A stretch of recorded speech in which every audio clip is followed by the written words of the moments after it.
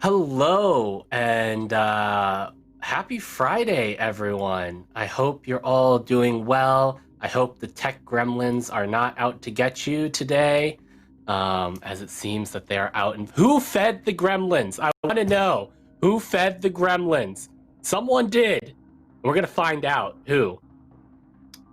Anyways, I'm so glad we're able to come live to you here on Encounter Roleplay. Super happy to be back with all these wonderful, wonderful people. I'm super excited to get back into the game. For anyone who is new here, we will be playing Urban Shadows, a political urban fantasy game that is based on the Powered by the Apocalypse system. Eclipse is set in a modern yet alternative universe, Los Angeles, where the supernatural thrives in the city. Our agenda, as always, is to make the city feel political and dark, keep the characters' lives out of control and evolving, and to play to find out what happens. Now, why don't we go around this amazing cast and find out, remind us of who they're playing,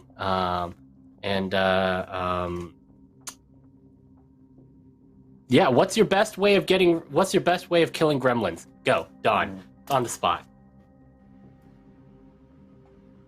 I like to feed them cupcakes until they explode. Okay, now we know you're the problem. Oh, okay. After midnight. Hi, I'm Don. I play Octavius Man, Octo Man. He's made up of 8 previous human beings, all of them viciously murdered and sewn together with magic to make one perfect, one specimen. And he's the star of a movie that's being shot in LA. He's really excited about it, but circumstances have taken him away from the set to now a murder investigation. So we'll see how that goes. I'm excited to be here, though. Love this crew. Love being here on Friday nights. Thank you all for tuning in. Yes. And getting much love for the hair in chat. Ray. Oh, hey. I'm Ray. I'm with a brick, and I play everyone's favorite neighborhood-friendly, not really friendly oracle named Ida June. I'm really excited to be here and get more into this story because Ida's got theories now. She's ready. She's ready, and I'm super stoked to see where we go today. So I'm here for it. And thanks again for having me back. Always glad to have you. Charlie. Hello! We are battling the tech gremlins. My favorite way to kill them is by laying them down beneath my pillows and falling asleep for a prompt nap, waking up to find their cold, furry bodies, crushed, lifeless, soulless. Currently battling Streamlabs gremlins, but I do want to say thank you to him for that resub. I have given Ray your stream dice today. We're doing something special for September, which is for every resub, gift sub, that person can give a dice to one of the players playing. It has to be redeemed during that stream. You can't do it later.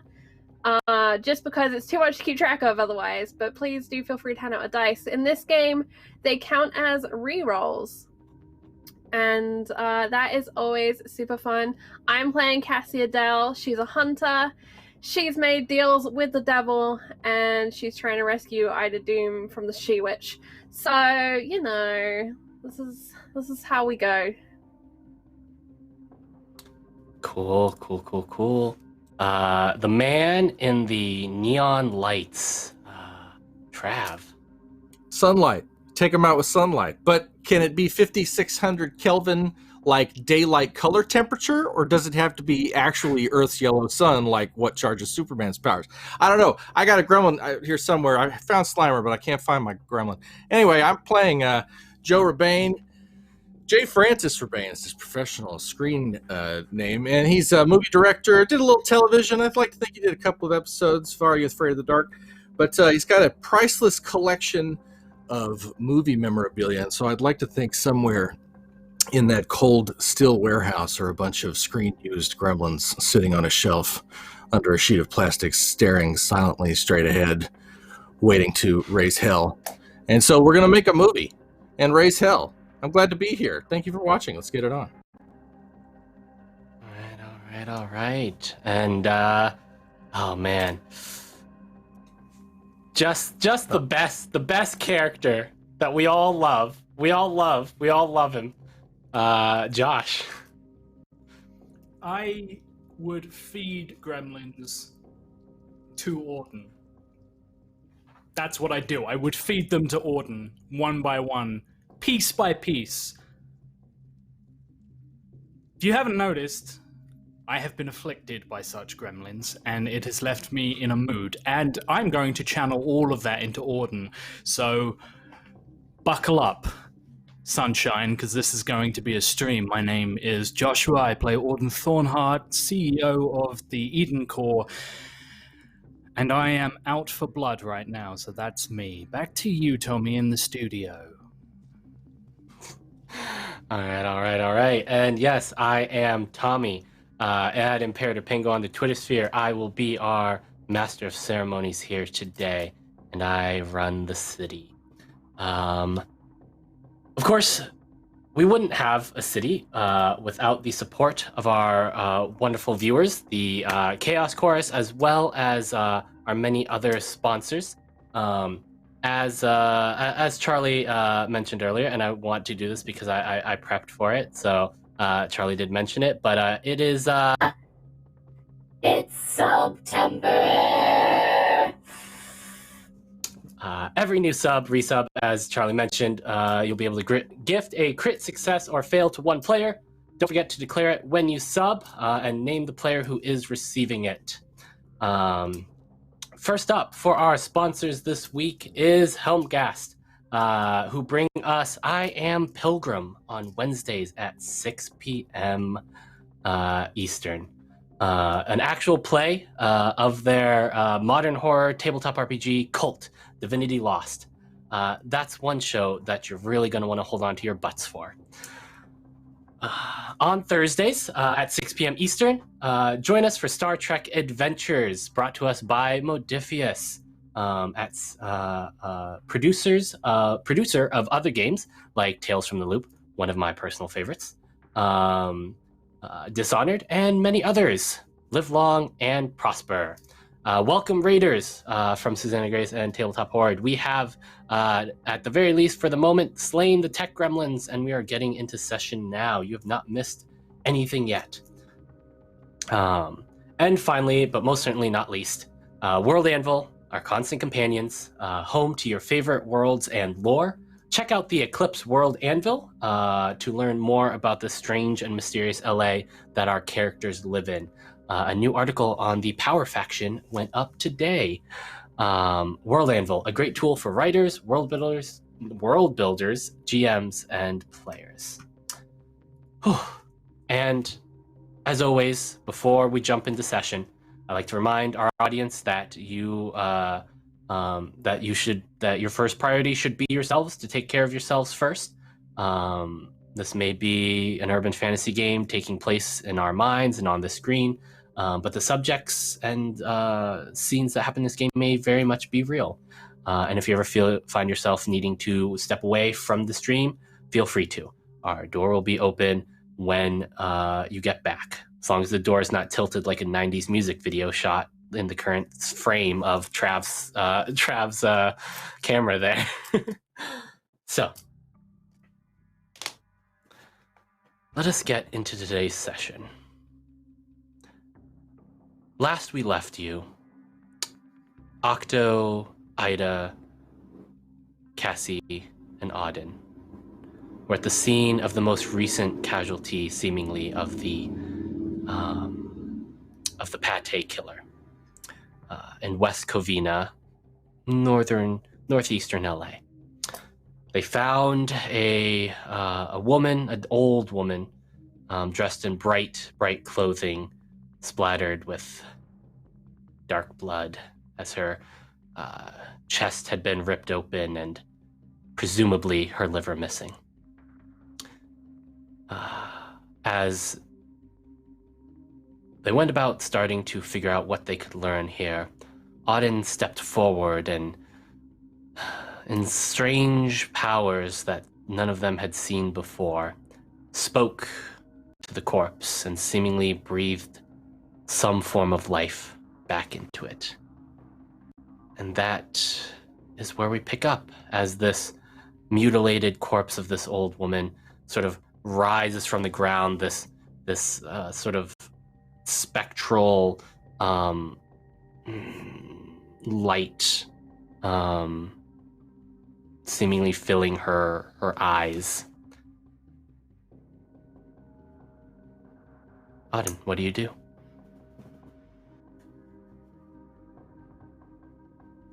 I draw her in very close.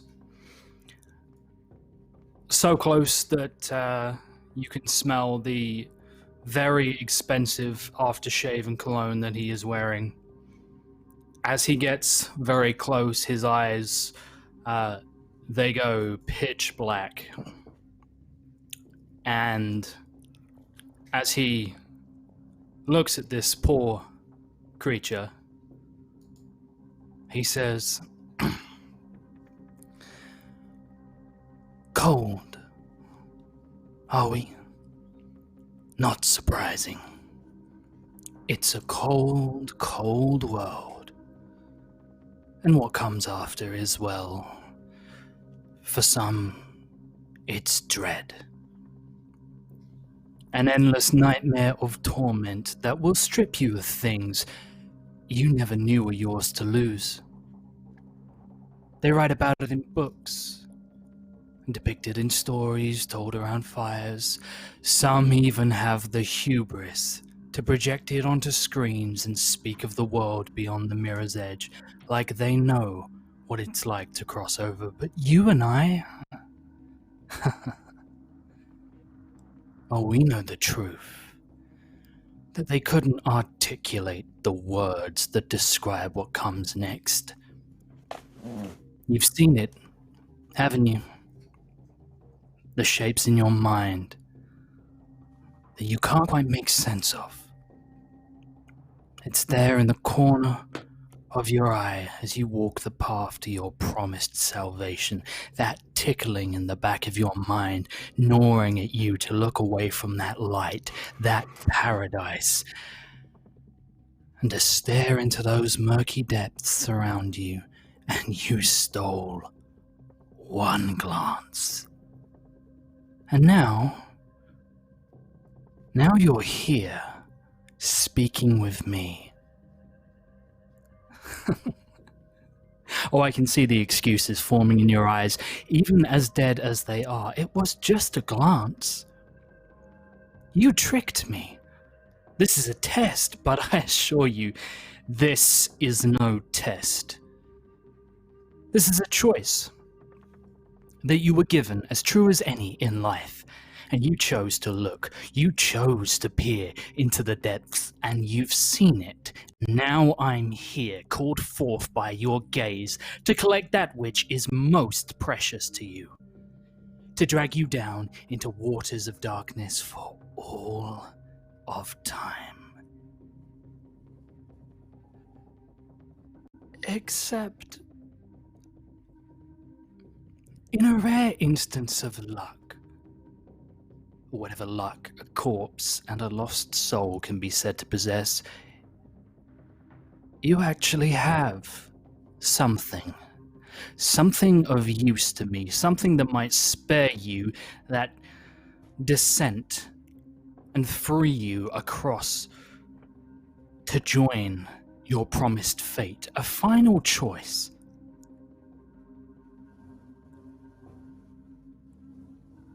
Three questions. I have three answers, I expect. Unburden yourself of the truth, and you might yet stand a chance to tread these waters. But feed me lies, and you will never see the light again. And as Auden says that, he reaches inside the corpse to where the rib cage has been cracked open, and his hand withdraws, holding a very faint thread of silver that barely still glows.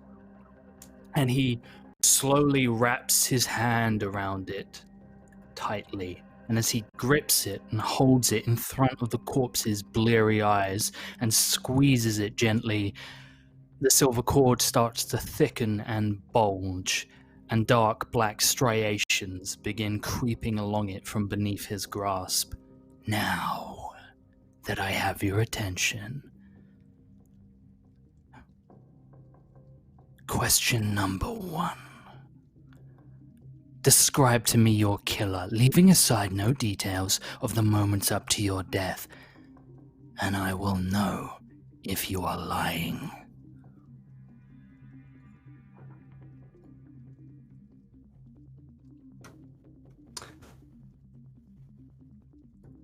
There is a slight pause as this corpse, this old lady, looks at you, stares you in the eyes, and then gives you a broken tooth grin.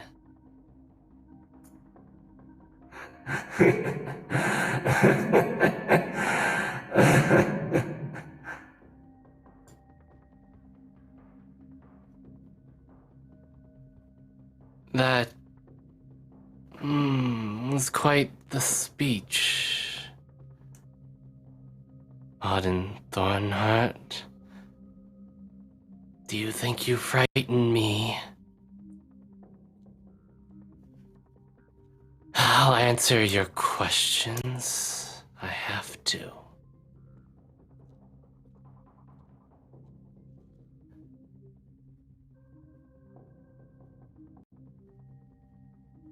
But do not think that you are the scariest thing in this world or the next. My killer was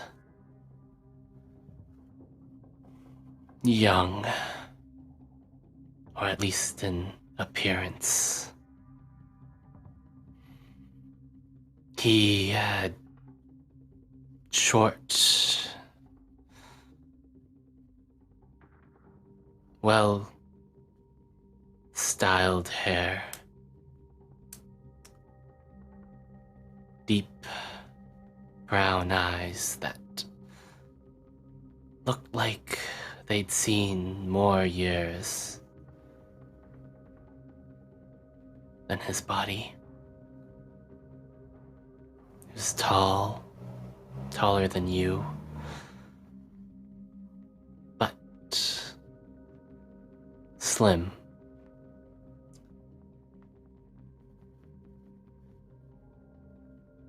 He wore a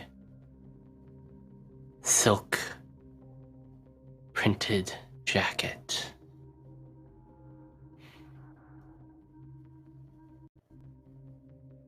With a fox on it.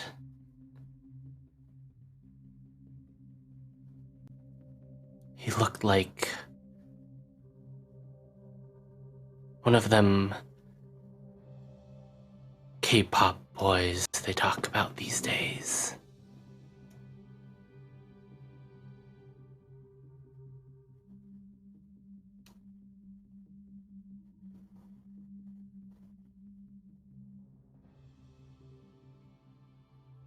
And he had 9 tails.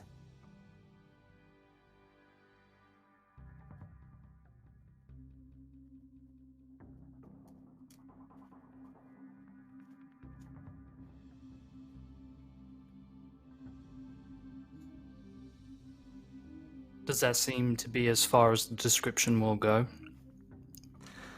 Yep. With the hand that isn't currently wrapped around that silver cord, he will hold up a hand. And he will gesture forward over to Cassie.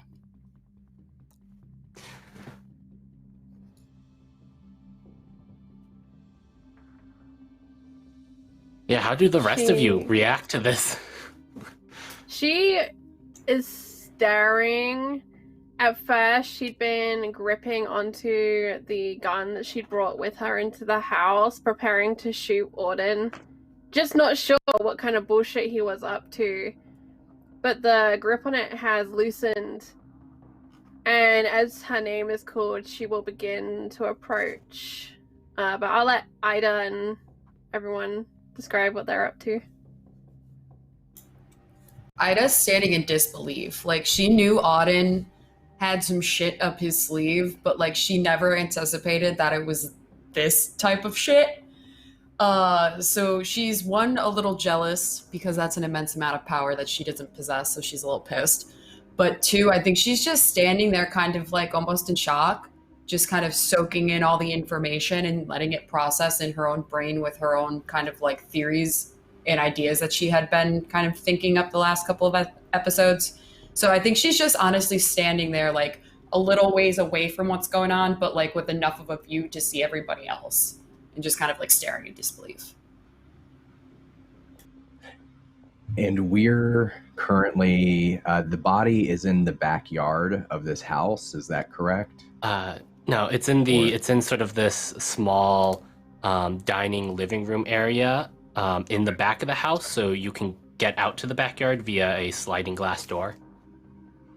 Okay. I think Octo is following the instructions given to him by Auden at the end of last session. He's standing in the doorway that leads into this little room to look out for any police officers or anybody else who might come in. So his back is actually turned to Auden and to everyone else. And he's hearing this, but he's frozen in the doorway, one hand, one arm leaning on the doors. He's watching, and there's sweat pouring down the sides of his forehead, dripping over his lips, off of his chin. And although I don't think anybody in the room would be able to see, beneath his tank top, where his abdomen is, there's a bulge that's pushing outward and inward and outward and inward, and it's shifting up and down and moving. And he is breathing a little hard.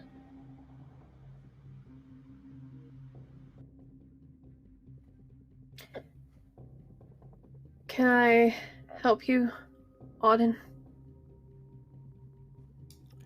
I will tear my gaze from my new companion for the time being. And the second his gaze is off them, his eyes turn back normal, and he looks to Cassie and...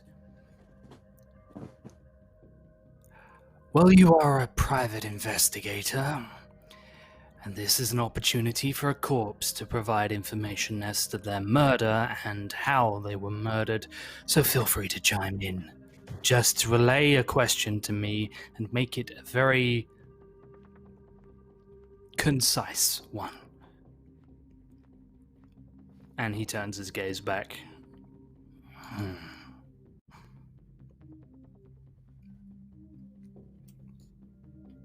Cassie is hurriedly grabbing the notebook that she carries and scribbling down everything she's already heard the guy in the silver jacket with the fox. The fox has 6 tails, 9 tails. He's taller than Auden, but slender, K-pop boys. And then she just writes, Korea, bitch, and underlines it several times. Ask her, how he got in. Or out. Either direction.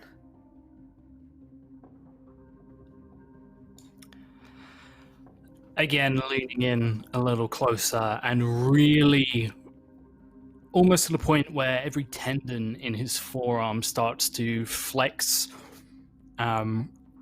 He has rolled up one sleeve and currently attached to his wrist through a puncture wound in his wrist is a stopwatch.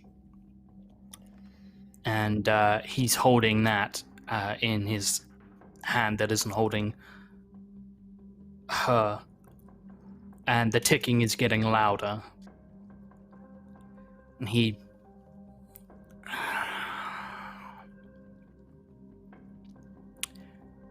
tell us exactly how your killer came and went from the premises.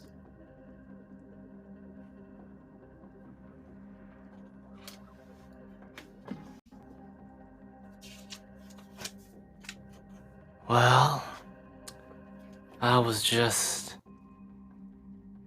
getting prepared to head out to my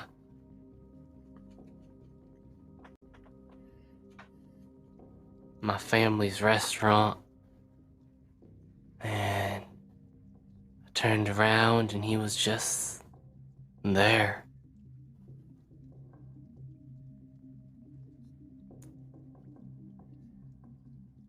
Then I was cold and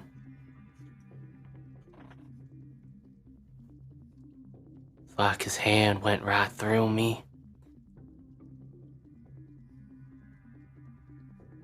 Said it wasn't personal.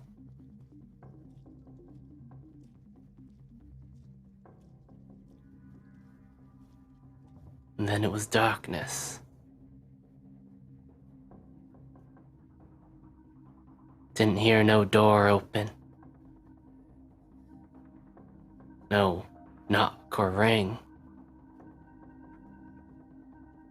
Just there.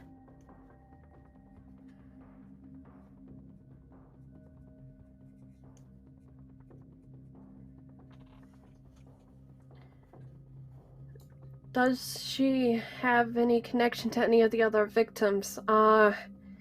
Leafs through to find notes of names. I know one's like Ember Heart. As Cassie is frantically going through her notes, he again will turn his gaze away from the corpse and he looks over to Ida, making sure his grip is nice and tight. Care to weigh in? We have one final question. As much as I would love to be a part of your ritual situation, I'm going to give you the last question because I think you have a better one than me, and I'm still oddly in disbelief of everything going on right now. So, by all means, if either one of you has a better question, I'm going to pass on the opportunity.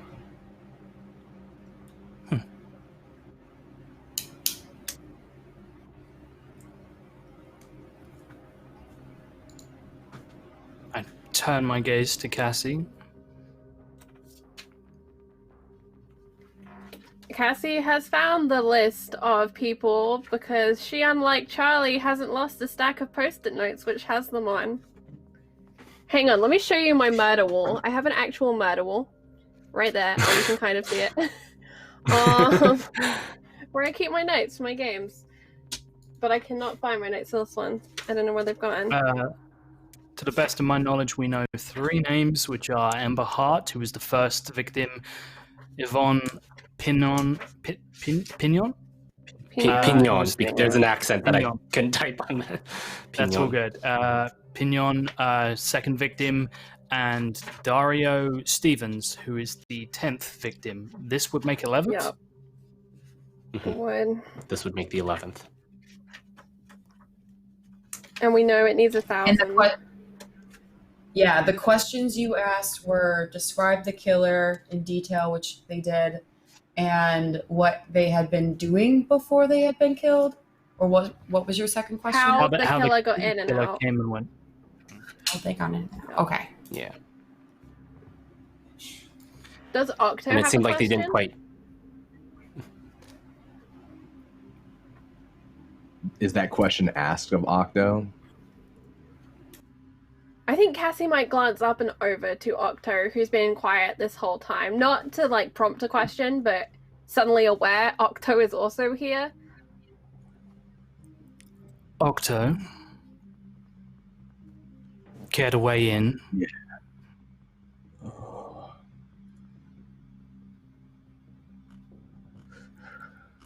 He's just sort of breathing heavy. He turns his head just a little bit, and you can see now that like his hair is slick with sweat pasted to the side of his face, and he just barely utters out, "Where can we find it? The killer."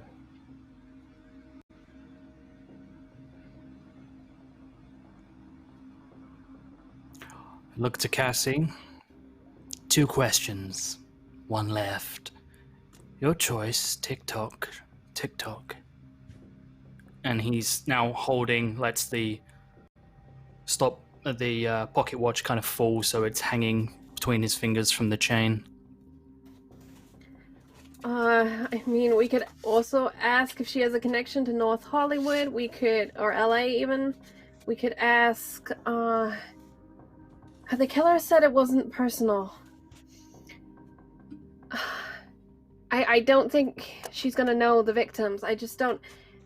If she's dead and there's all this power going on, is there any way that she can sense where the killer's gone? Because a killer and a victim, they share something. It's like an imprint. Right? And she looks at Ida, wondering if she's suddenly making up some bullshit. What'd you say one more time?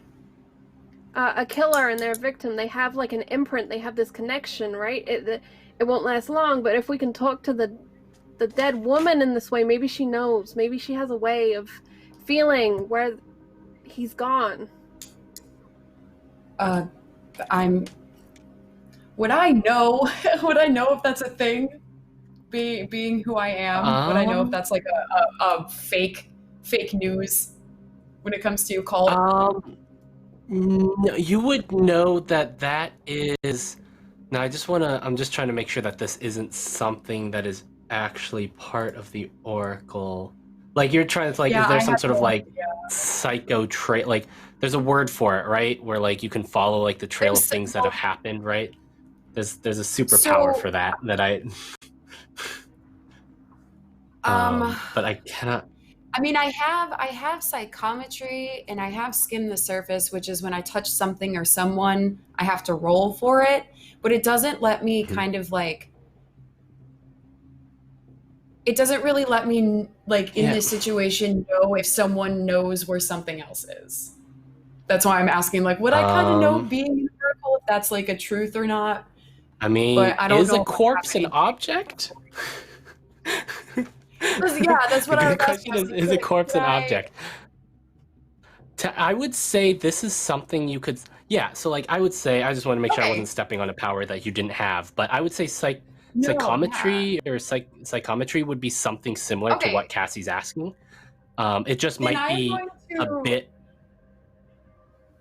I was just gonna say it's something you might have to, like, it's something that you've never done before, like in terms of this level of something, right? You've done like basic, like obviously, you know, learning a bit more about this thing, but to extend it beyond its current place is a power that is something that you haven't done before, but you also haven't tried it either, I imagine, recently at least.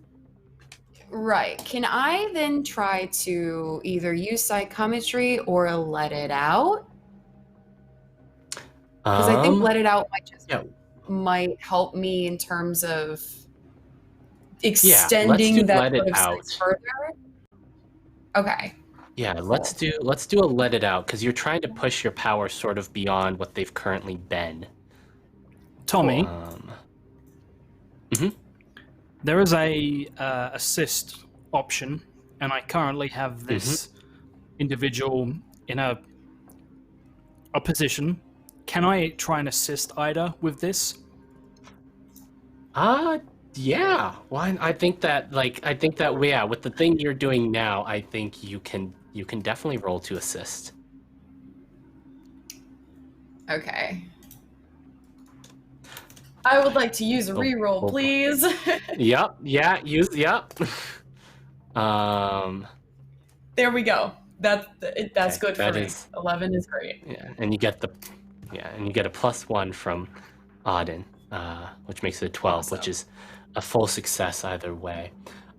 So let's see. So basically, we're going to sort of work this like your psychometry, sort of ability. So I'll say that on a 10 plus, you get to ask 3 questions. They can be loosely based on the initial question, so they don't have to be exactly what those questions are, because those are more intended for a specific object. Okay. So like things that are similar, but they don't have to be exact what those questions are, given that this is something new that you're doing. Okay. So are these questions to the corpse, or are these to you? No. These are to me. These would be to me. Okay, to you. Because these are things you're learning through your power, as opposed to the corpse. Is there... So Ida kind of deals more with aura colors. She's very color oriented with her visions and everything like that. Is there a similar aura to this body that she... Oh crap, this is not how I want to word it. Can she see the Is aura it similar to of Dario's? this? Yes. Is it either similar to Dario's, or can she see if it kind of like almost like a trail, if the aura kind of left with her in a direction, like if she, that whole like bonding killer to victim thing, she's trying to see if she can see like a physical aura of that connection. Okay. So can she, is there anything there that she's not picking up on, I guess is my question. Yeah. So I think your eyes do the I'm trying to remember, your eyes go white or black when you do the... They go white. Okay, the opposite of Auden. They do the opposite of Auden right now. So your eyes do go white, though this isn't like this isn't the where you're completely unaware of your surroundings vision. It's almost as if there has been a film placed over your eyes, and you are suddenly more aware of the things around, these more spiritual, the more supernatural flows of energy around you. And this is sort of familiar. When you've used psychometry before, you get a sort of a similar sense. Though this is far more than anything you've done before. This is not limited to just the item you're checking. And because the corpse's spirit has currently been pulled back into the body, you can see her aura clearly. And it's very similar to Dario's. Maybe a slight shade difference, but very similar and powerful. It is a very powerful aura. And you pick up on the faint trace of another... Oh, sorry. Yeah. No, you go pick ahead. up on the faint trace of another aura that seems to have... Almost like you're seeing the trail of... As if you were following a deer in the woods. This aura has faded with time. But it's there. It seemingly just appears in the living room. and then disappears.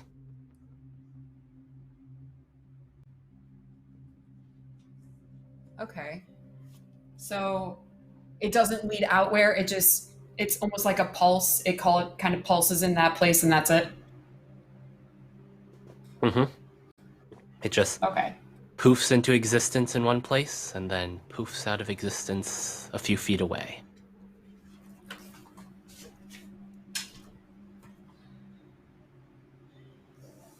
Knowing what I know through the small research that I've been able to do on the Kumio,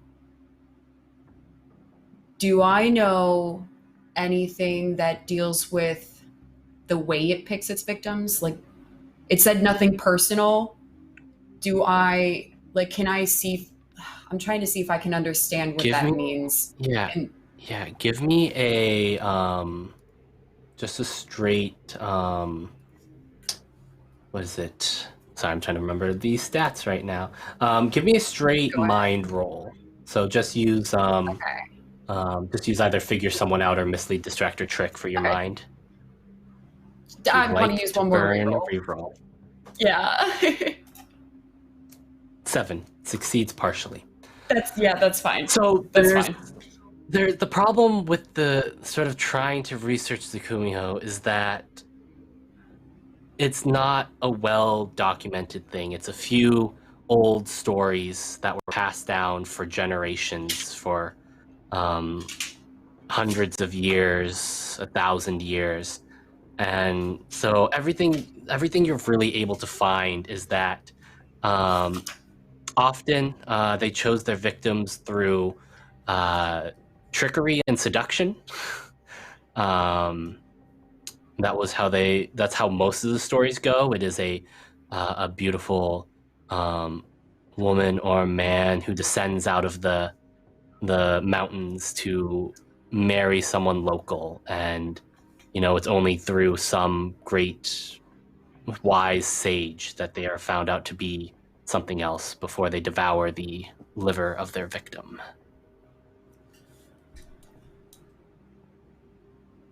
Before I ask my last question, or actually I will ask my last question and then I'm going to turn to the group.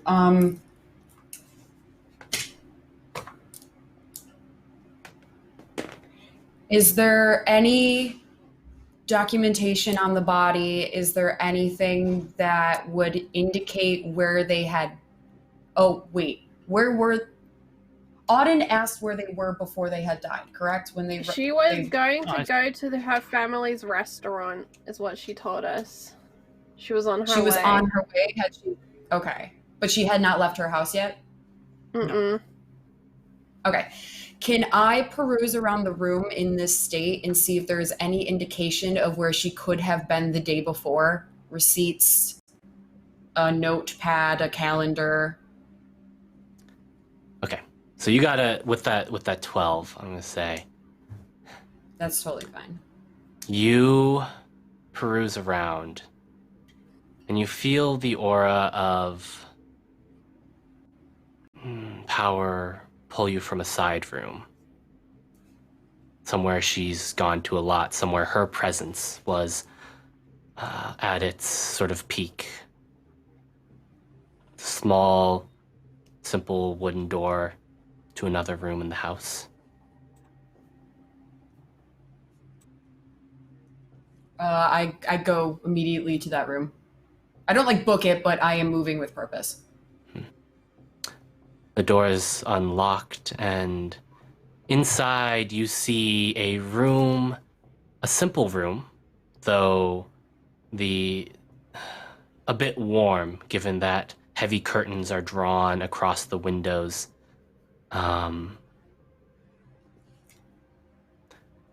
There is a light switch you can flick to get some light in here. And you see a table, a simple wooden table in the center, a number of candles and mortar and pestle. There are tables all along here. There's a bookcase. There are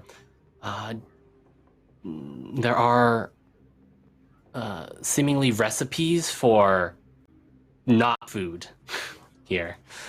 And Does there's all anything look sorts of. familiar to me?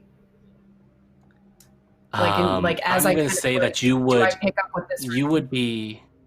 Yeah, you're around Ursula enough that you would be at the very least familiar with other types of supernatural powered people. And this is clearly the workshop of a witch, That's what I thought. another member of the sort of powered faction.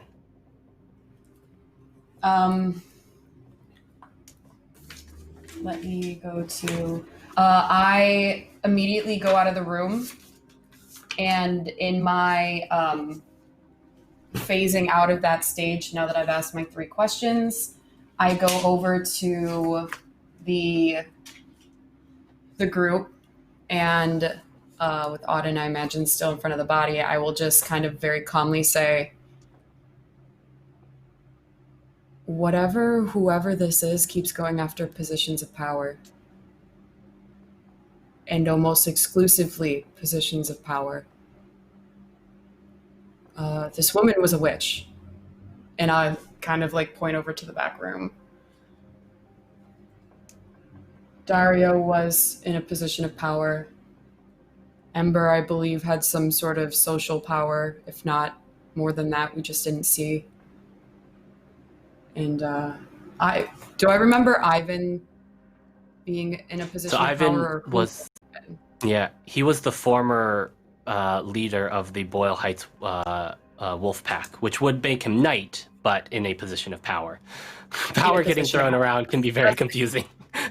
Yeah, that's what. But a former. What she means. He was retired. Yeah. Okay. He was retired. Was the thing. I mean, Ivan was in the Knight faction, but I think this goes beyond faction boundaries. It's just people who have power, authority. And whoever keeps getting access to these people, it's got to be from the same place. Or maybe this thing is just drawn to people with power because that's what it needs, right? This is why it's consuming these livers. It needs the power to form. But does it? I thought it just needed livers to have livers. I didn't think that it was particular on what livers it consumed. I don't know. Wouldn't it make sense if you were going to form into a thing, you'd want to be a powerful thing, right? And if you're consuming a part of someone that processes things, I don't know. Auden, this is probably more your wheelhouse. This is weird. As she says that, before we go over to Auden, I think Ida would shoot a quick text message to Ursula and just say, hey, checking in. Anything new? And then just put it back in her pocket.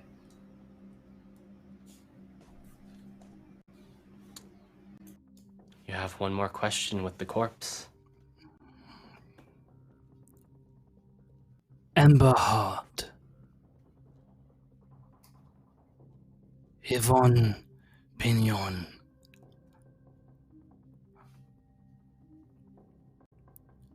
Dario Stevens. Now you. Tell me everything you know about the other names I just gave you.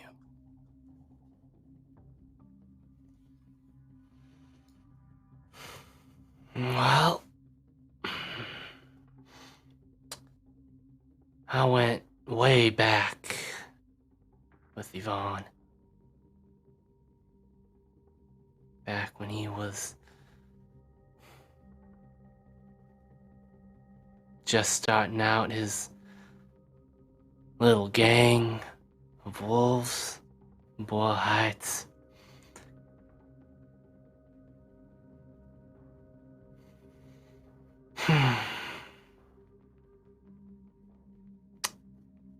Can't say I didn't fancy him. He had a real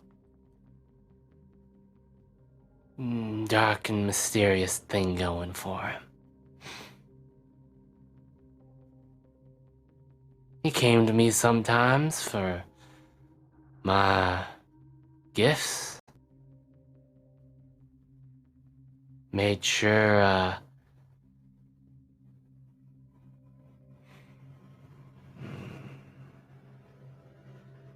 he made sure that I didn't have to worry about any weirdos around here. He's old, like me. I knew Dario, not too personally, other than occasionally interacting with the man.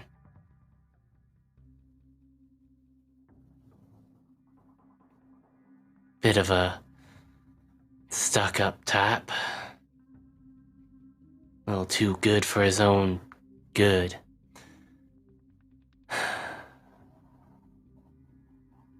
Can't say I'm too familiar with Ember Heart, though. The name... It's like I have it on the tip of my tongue, but I can't quite remember.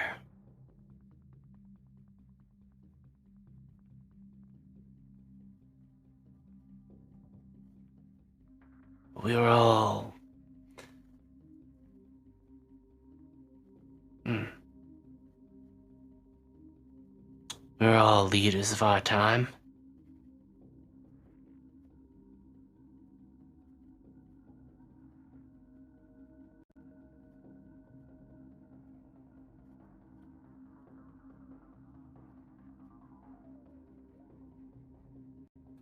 So this I don't isn't know if you about want me to now? give you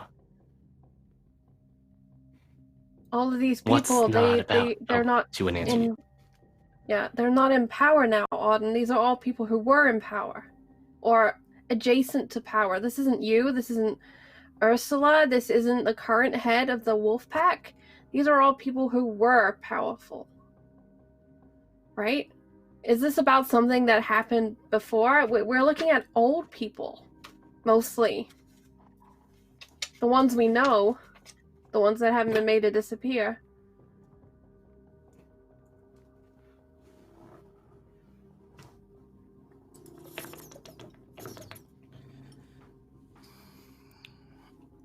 Auden looks to her.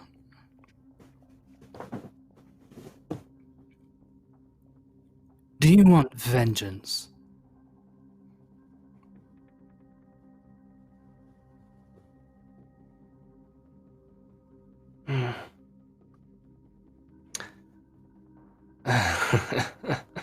She does her sort of laugh again.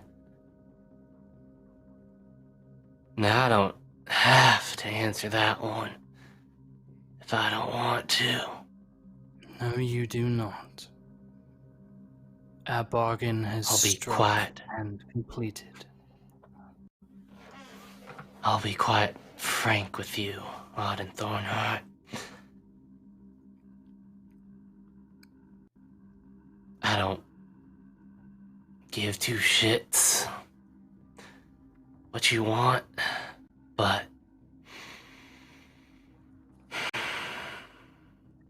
I got bigger concerns than whatever you want.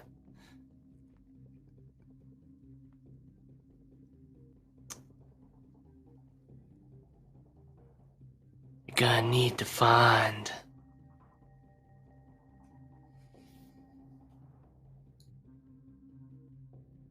another witch to take my place.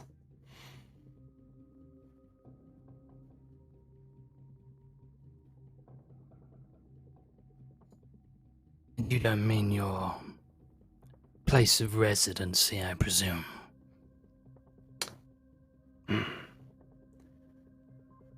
Nah. Though you'll have to bring them here at some point. Can't do what they need to do unless they know what to do.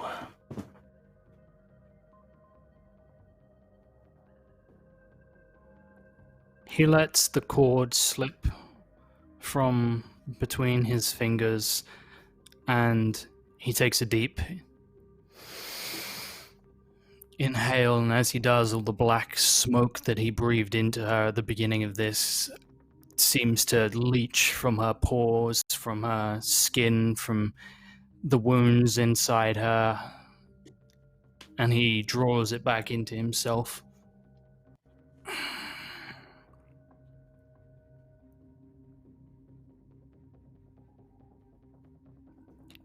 You passed my test. Eyes ahead, weary traveler. It would be a ill, grave mistake to stray from your path again. Till next time we meet.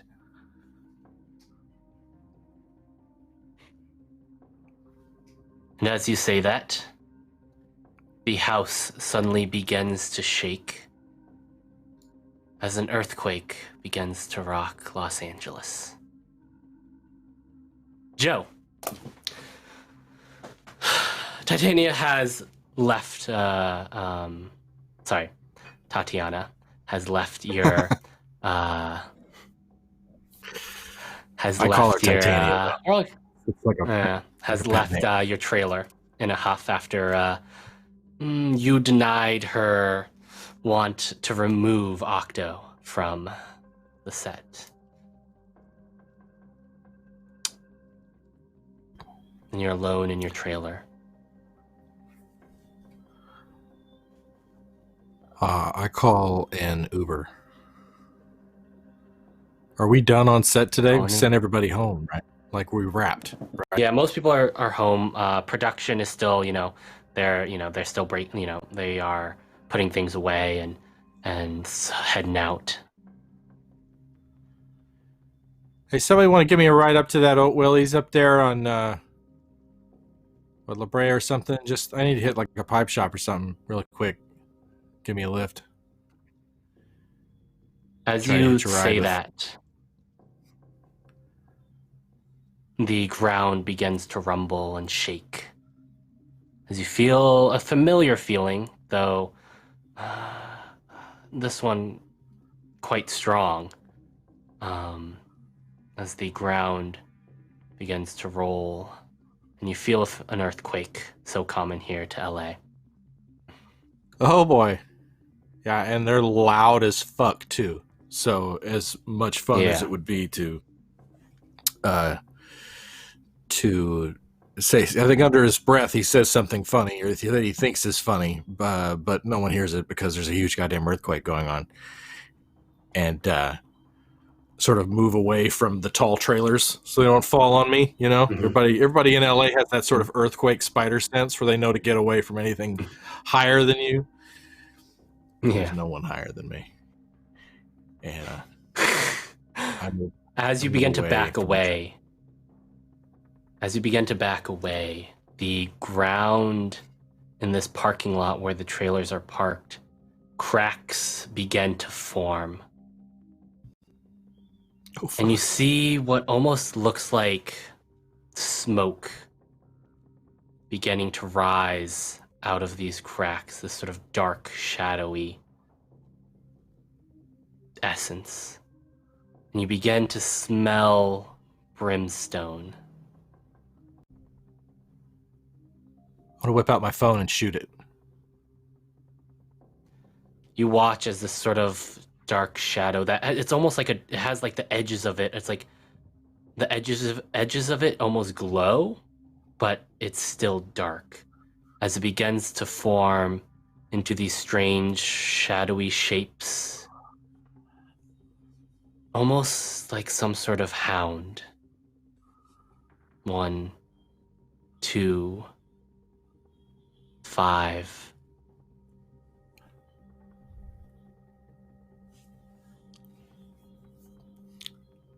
And then they begin to move, dashing off from these cracks.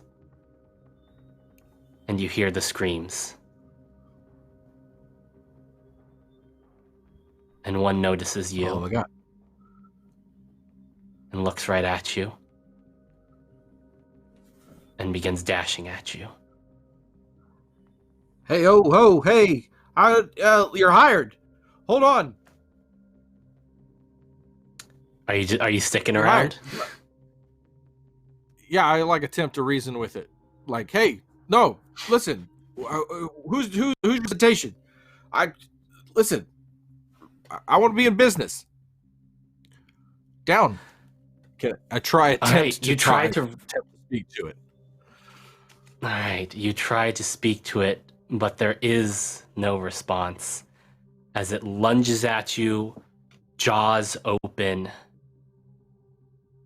going straight for you. Yeah, Joe has a lot of lower back pain. He would not have been able to run with any speed, and so I guess his attempt to talk to it and cast it did not work. No. Am I seriously would you like injured? to try and dodge? Would you Yes. would you like to try and dodge, or do you get hit by it? I think I get hit by it. I think it's Ghostbusters. Okay. It's coming right at him, and he attempts to reason with it, All and right. this does not work. Okay. Please take 3 harm as this thing's is bad. As this thing's spectral, like shadowy fangs sink into your leg, and your leg begins to burn. And it's not just where it's biting you; it's almost as if a fire has been lit within you, and this thing is just clamping down. It shouldn't have solid form. It's smoke, but you can feel it. You can feel the fangs sinking deeper and deeper as it's trying to crush your bones beneath it. What does Joe do? I have I think the best he's got is I can try to put a joint out on him if I didn't drop it already, and that won't do much. And so I know he's got like a bag, like his special super like messenger bag that has some properties that don't involve fighting off the supernatural necessarily. But I'm gonna try and beat the shit out of this smoke dog's head with my valise. If I can't run. I mean, you can always try to escape a situation. You can always roll escape a situation to try and get out of this current predicament. Let's do that. At the very Let's least, do the that. immediate one. All right. And All his right. valise is involved. Okay, try to wedge it all right. in I mean- between his jaws. Okay, and I mean, I think is there like a move with Scholar that lets you see if you have something for the situation? Let's look. I'm not sure if you have like a move that lets you like just have what you need at this time. Roll for it. It's like I have what I need. Oh hell, Tommy, it's not on the Roll20 sheet. I have what I need in the bag is the deal. That's the one I picked, not the one that makes the bag invisible.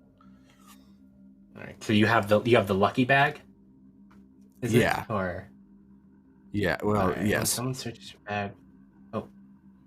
There's one where they can't find it. The lucky bag or the arcane bag?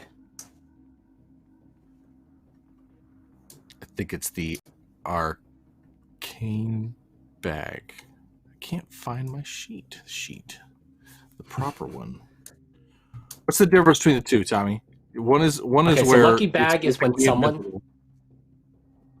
Yeah. So there's lucky bag. So this is a little bit behind the scenes for everyone here. Lucky bag is when someone searches your bag without your permission. The item they're looking for is not there, but instead hidden. Right. Arcane Not bag that one. is the bag has an agenda. When you find yourself in a desperate situation, reach into your bag for help. The GM will tell you what item you find. Yes. Okay. Because I didn't want it to be invisible. It's totally seeable. Okay. All right. In this moment really of weird panic, shit, like Elvis Pez dispensers and weird memorabilia that he likes to keep on him. Sorry, go ahead. all right. To see how immediately useful, because this bag does have its own agenda. I want you to roll mind for me. We're gonna see what kind of item this bag spits up. If it was nice being an Oscar, beat the shit out of it with with my Academy Award, but no dice. Which one am I rolling? Mind? Yeah, Which mind. is So that can be like which is figure someone minus out, one. or- It's minus Is one mind because I'm bad for you? fractured. I have a mind of 2, but yeah, I'm minus down to 1 because I'm Yeah. fractured. because you took a bad hit. Wait, so did you took a scar instead of 3 harm? No, I took 3 harm. Oh, okay. Then I haven't taken a scar. Okay, then I don't think it's -1 yet. Then, do you have a scar from a previous thing? You only take scars when you don't want to take harm, essentially. And I don't think I've done any harm to you yet in this game. Oh, okay. So it came from something else. You're marking off the scars for where it says net, like I'm -1, marking off scars. 3 down. Yeah, you're marking off You scars. 3 down Yeah. fractured. You Oh, mean to yeah. go So- under? so you've you're taken- in critical harm, right? Yeah. Or Yeah, is he? so grievous? well, you've Because taken. the He's taken. box He's right. taken grievous. If he takes another harm, it would be in critical. Yep. Okay, so my question is, Yeah, when so you it's not- say you take like 2 or 3 harm, do you fill out the boxes directly down, or do you go from down left to right? So it's 1 faint, and then you have 2 in grievous, and then 2 1 in critical. faint, 2 grievous. Yeah, 1 faint, Okay. then 2 in grievous, That's then good 2 in to know. critical. And the way you can avoid, if you say are going to take harm that's going to kill you, you can. If you take 5 harm, you're dead. So if you don't want to take harm that's going to kill you, you can instead choose to take a scar, which are semi-permanent, which are very nearly permanent, and those are deductions to your scores. Yeah, we're getting into some stuff we haven't had to deal with too much yet this campaign. So Okay. you have, all right. So that is a 9. Would you like to use a reroll, Joe? Sure. It's up to you. Remember, you have to use whatever the reroll. 9 is a mixed success. Yeah, I gotta use. Charlie wants me to. Okay. I can feel it. All right, here we go. I got to roll a 9 again. It was meant to be. Do you want to stick with that then? Sure. All right. I want you to describe to me an item that could be considered useful. It's not the perfect item for the situation, but it is arcane in some way that'll help defend you or remove your attacker in this moment. Perhaps a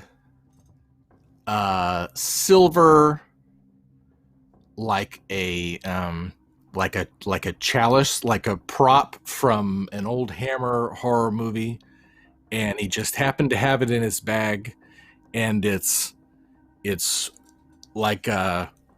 I mean, can I get like a silver, like a silverware, like actual silverware, screen used in a ton of movies, and it's like a butter knife and a salad fork and a whole thing wrapped up, and it was in a ton of Hammer horror movies. And Peter Cushing picked up this salad fork in 1971 in Blood for Dracula. And it's a very famous salad fork, if you know what you're looking for. Mm-hmm. All right. And and it's real silver. Okay. All right. Then I would like you to roll escape a situation with a +1 because you have an item that will help. And that is under blood, unless you've taken the cowardly play. No, do I mark? No, I did not. Do I mark yes on escape? Yeah, I think it's just escape. Okay. I'm Would rerolling you that. like to reroll? Well, it's a 7 Yes, because you do have the +1 from the item. So 7 is a mixed success. Okay, I'm gonna do it one more time there, please, Alex. All right. 9. Okay, a 10. Because you A got 10. the +1. Yes. Because you've got the Yes. +1 from your items. Yeah. Okay.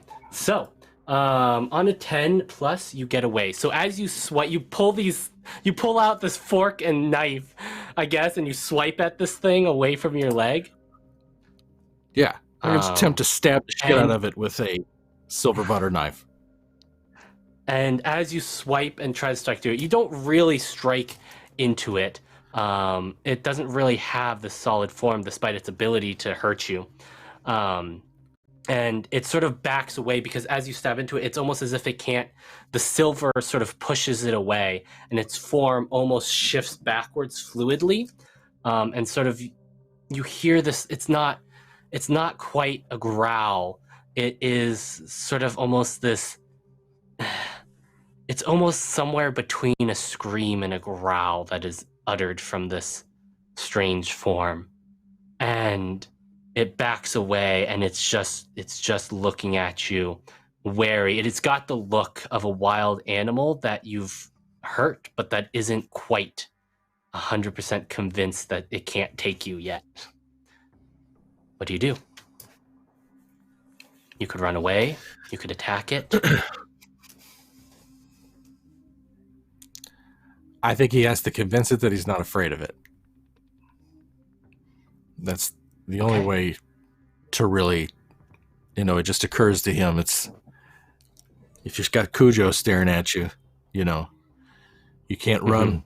Yeah, it'll just catch up with you and tear you up. And there's no running on this leg. And I just like use my, my bag and put my elbow on my knee and stand up and get my lighter out and start fishing for whatever my Altoids case, and just be like, I got 10 scenes to shoot tomorrow night. If you want a piece of me, you want to take me down, let's do it right now. Make sure somebody's rolling on it. Make sure somebody can see it when you do it. Let's at least get it on camera. But for God's sake, just fucking do it. I'm not afraid of you, pooch. Roll me persuade an NPC. Hear this. 8. It's an 8. Come on, Joe. All right. I'm going to do it one more time. Reroll. Right. Reroll. Rocks tonight. Ooh. Oh, no. No. Reroll. Reroll. You've got one more Reroll reroll. time. Here we go. We're riding the line. Here we go. This is the moment of truth. Oh. Oh. Oh. Oh, okay. I know exactly. Tommy, Oof. you've got rerolls Ouch. you could give very kindly. I do have rerolls, but I know exactly what I'm going to have happen here.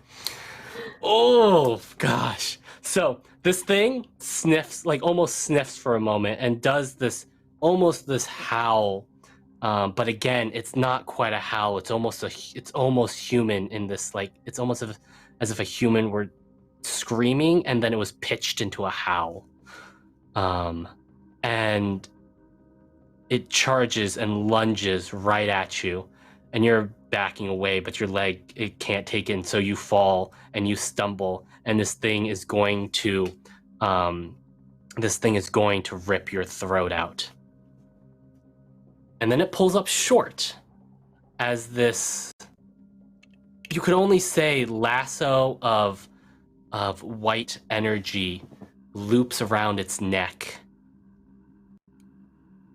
And then there's a hard yank, and it's almost like the lasso cuts through it and it dissipates into smoke.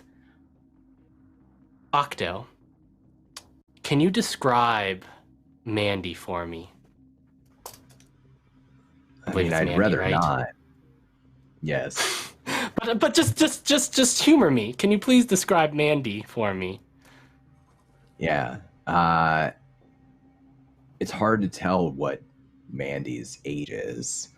She could be 20. She could be 45. She has that Hollywood look about her that defies age.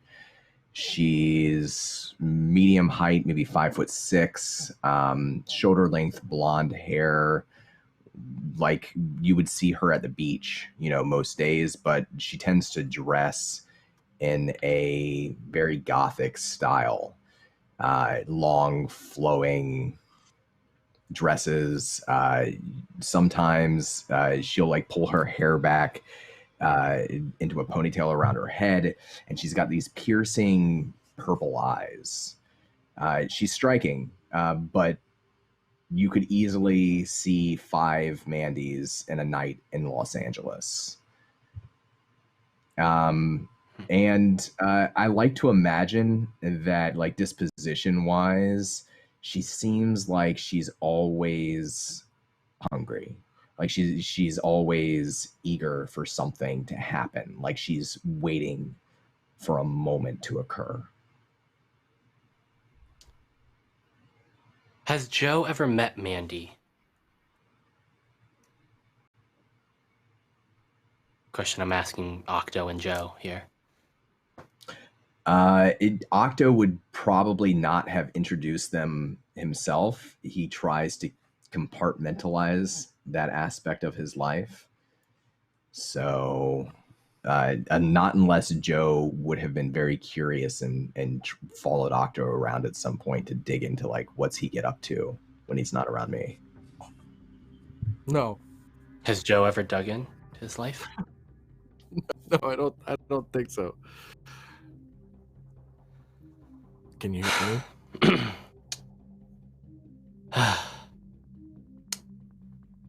Yeah. Really quite lucky. I need you around, Joe. What? Hi. Are you Yes, you had you had a near death experience. It's fine. It happens every day here, Joe. Are you an actress by chance?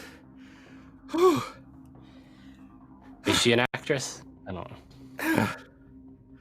Does she do any acting on Don? No, okay. Nope. It's like No, the whole purple. Not. Got the whole Wednesday Addams purple smoky eye thing. How about try stand up? Here we go. Let's see what happens. Can he stand?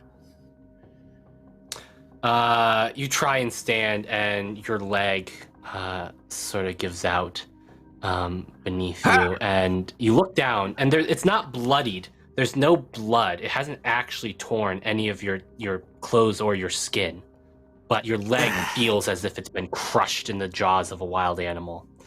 And I would like to thank Tabletop Horde for the boon, and also all of our Chaos Chorus for the retweets. Keep retweeting for more great and awesome stuff to happen in this game. Definitely, it's all good. Everything that could happen was good for this crew. No, I'm not an actress, Joe. No? Oh, hi, yes. Joe, it's, how do you know do we know each other? Do I know you? You're not an actress. Have we worked together, or are you No. IATSE, or just like a PA or something? No, but I'm well aware of who my property runs around with. You're very good friends with it. Property, like, like smoke dogs, monster dogs? Is that your? No, not me. I wouldn't destroy my valuables like that. Yeah, listen, I'm not insured. Don't tell Auden. So what I need to do is hit a Walgreens and like an Oat Willie's, or like a some kind of 420 shop. She goes to a handbag. She goes to a handbag and starts rummaging through it, and she takes out a small vial and chucks it at you. Like, not hard, just tosses it at you. Oh, okay. What is this? Is this gin or? Drink it so you'll stop acting like such a sissy. I don't really drink like I used to. Is this all right? Fine. Cheers, Chintan. And he knocks it back. You feel a hot burning sensation, almost like alcohol, go through your throat.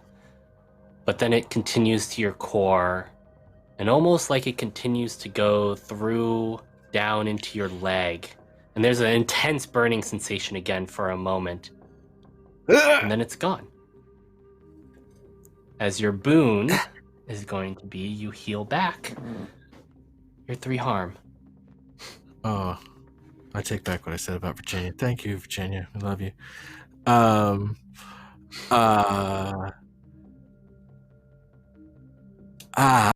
Can you speak like an adult now? I think so. Do you want me to do the alphabet backwards? Should I No. walk heel toe Where for a is second? my property, Joe? Where is he? Your property? What are you, a cop? Yes. Just checking. No. Did you say yes? Octo. I'm talking about Octo, Joe. Where is Octo? Octo Man. Where is he? He took a ride, Yes. and we were going to rehearse too. He went out with, my spiritual advisor and some other colleagues went up, to Hollywood to, get into trouble or something. So he's with them. Did you say property like does he have does he owe you money? Because that's awful. I mean, I hate to. That must be awkward. No. He is literally, entirely, completely mine. Is that so? And everything Like that his- he is.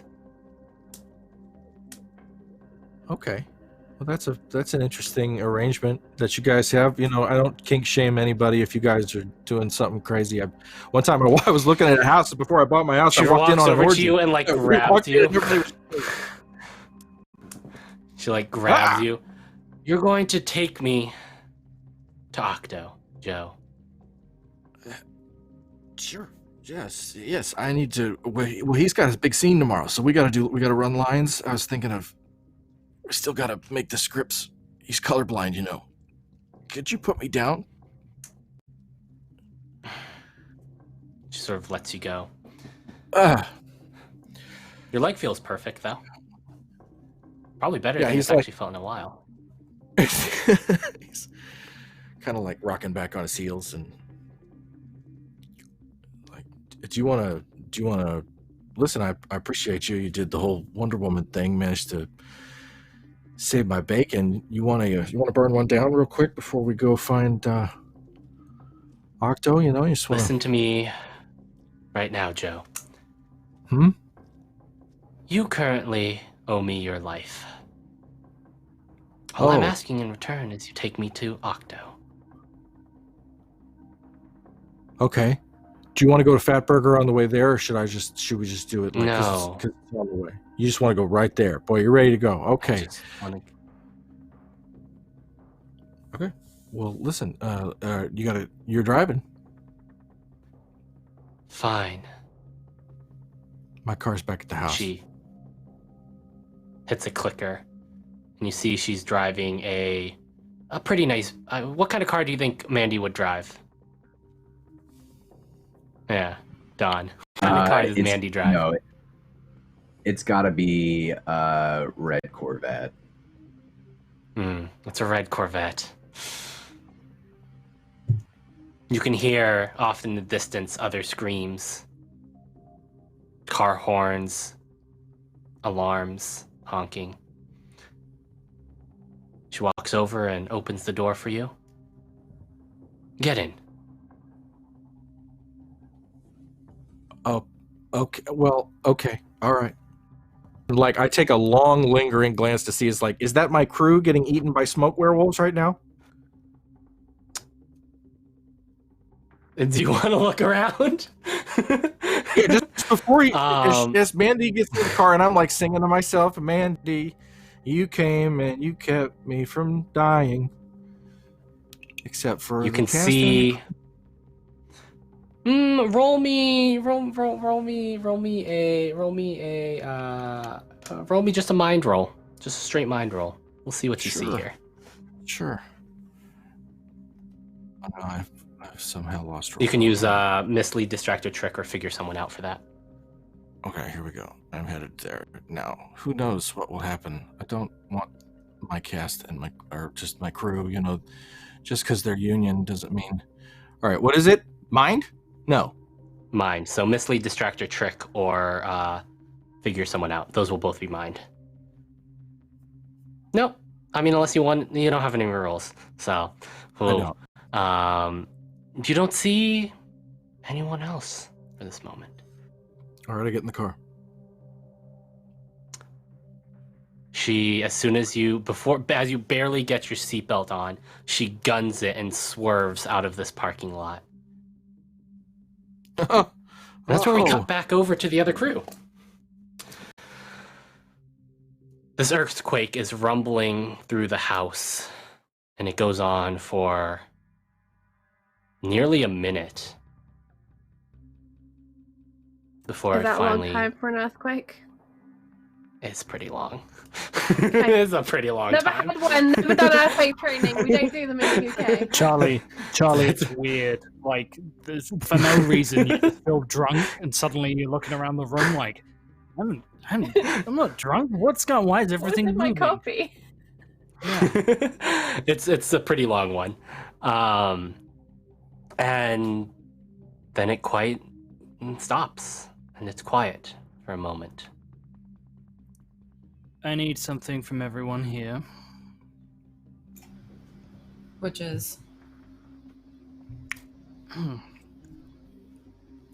I need somebody, Ida, you can do this, to find out exactly what the scale and magnitude of that earthquake is. I'm on my phone, looking it up if possible.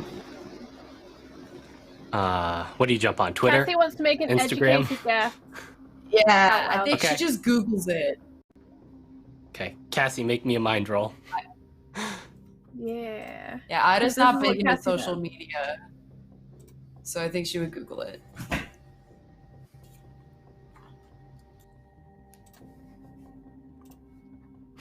That had to be it. That's the one that's going to take California off the coast of America and out into the ocean.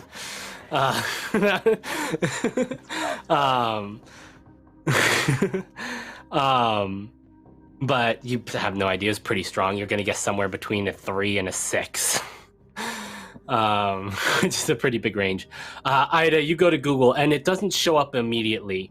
But after a quick couple refreshes, there's breaking news story that pops up at the top of Google when you search something, and it says 4.8 earthquake, which is big. It's not end of the world big, but it's a pretty strong that again?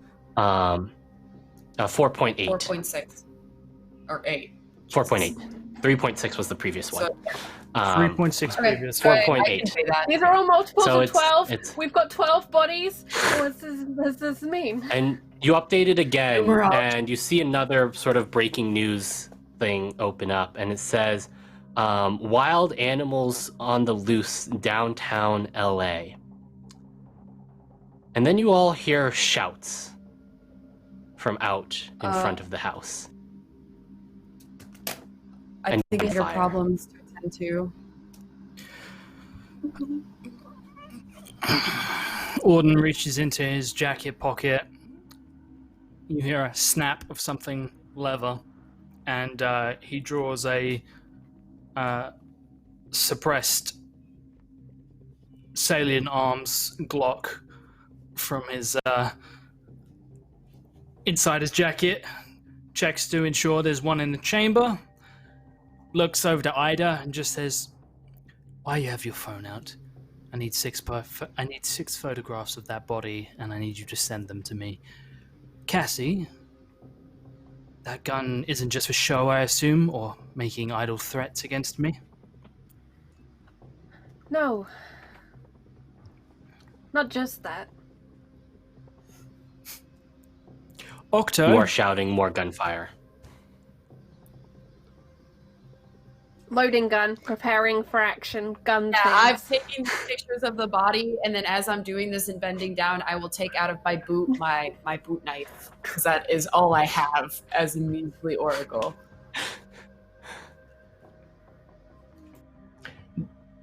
Octo's gripped onto the door frame during the earthquake, and even once it's over, he's still leaning, hunching, looking out from the same position he was before, keeping watch. Octo, you're relieved, but we might require some protection to vacate the premises safely. Is that something you will willingly do?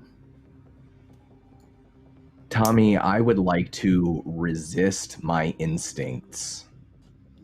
Okay. What does that entail? It entails me making a keep your cool check.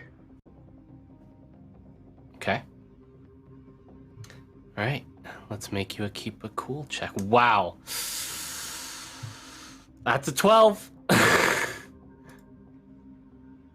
I mark redemption.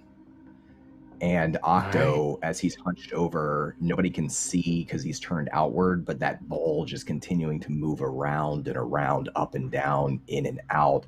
It's like he's expanding his stomach and then his chest and contracting, and then it stops. And he takes a breath and he pushes himself up and he drops away from the door frame and he looks back over to Auden and he just says simply, "Man, I don't give a fuck about you." And he turns and walks away towards the sound of the gunfire and away from them.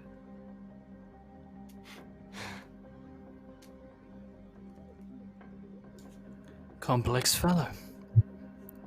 I follow him. I'll cover the back. All right. Are you following them out back, but covering sort of their back? Yeah. All right. I'm also behind Cassidy. All right. Octo, as you stride out in this moment of confidence and self, how to say, independence that is so very rare for you. And you stride out, you see a scene of carnage outside. There are 3 police bodies on the ground. There are a number of these strange, almost like dark light shadow, there's just these dark shadows that almost glow around their edges that almost appear to be in the shapes of hounds. And they're currently closing down on the detective who is clutching an arm to their side, firing their gun off wildly, these bullets seemingly not doing anything to these creatures. Can I shoot the lead dog on that? Oh, sorry, Octo. So I wanted to see what Really? Octo does first, since he's out Yep. there first. Yeah, he looks around for just a moment, he never stops stepping, like he's actually picking up speed as he's going. And as he's looking around the street, he sees, gunfire going off, people being hurt, presumably by these strange shapes.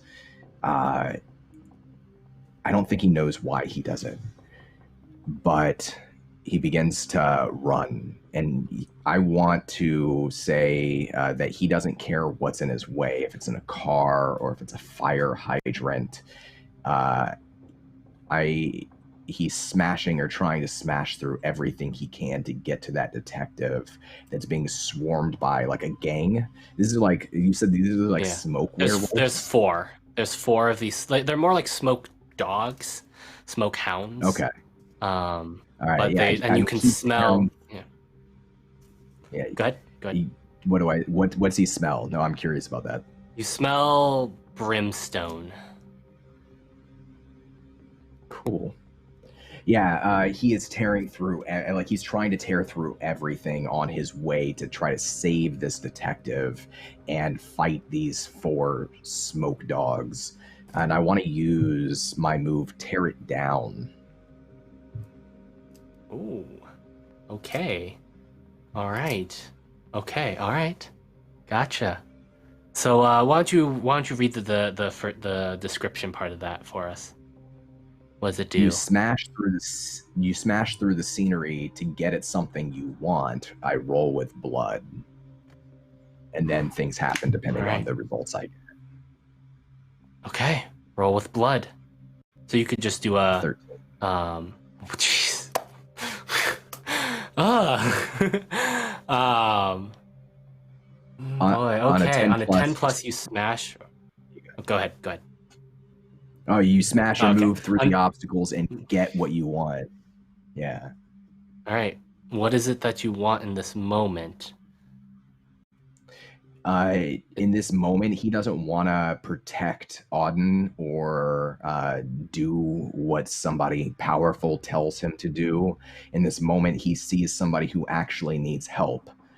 He doesn't know what these things are, but the only thing that he cares about is saving them from these 4 smoke dogs, even if it puts himself in harm. And he will, like, with an incredible amount of strength that belies, he's muscular. He's not Johnny Big Guns, but he's pretty strong. But he's much stronger than he looks. I imagine, like, he can flip a car over. He will kick through a fire hydrant and smash his way as quickly as possible to this detective. Yeah. You, like, push a cop car out of the way. And yeah, you're able to get there. And I'm going to say with a 13 that you just burst through one of these weird, shadowy, smoking dogs. And it just dissipates as you just bolt like a linebacker just burst through it. And that one dissipates, and you get to the detective. Auden, Cassie, Ida, you see Octo just go charging off, just pushing stuff out of his way, pushing a car out of his way as he charges through, and you see the same thing. You smell the same sulfuric brimstone smell in the air, and you see these what are 3 left of these 3 sort of shadowy. And Cassie, you for a moment, it almost looks similar. You've seen something like this before. And Ida, you've seen something similar as well in your visions.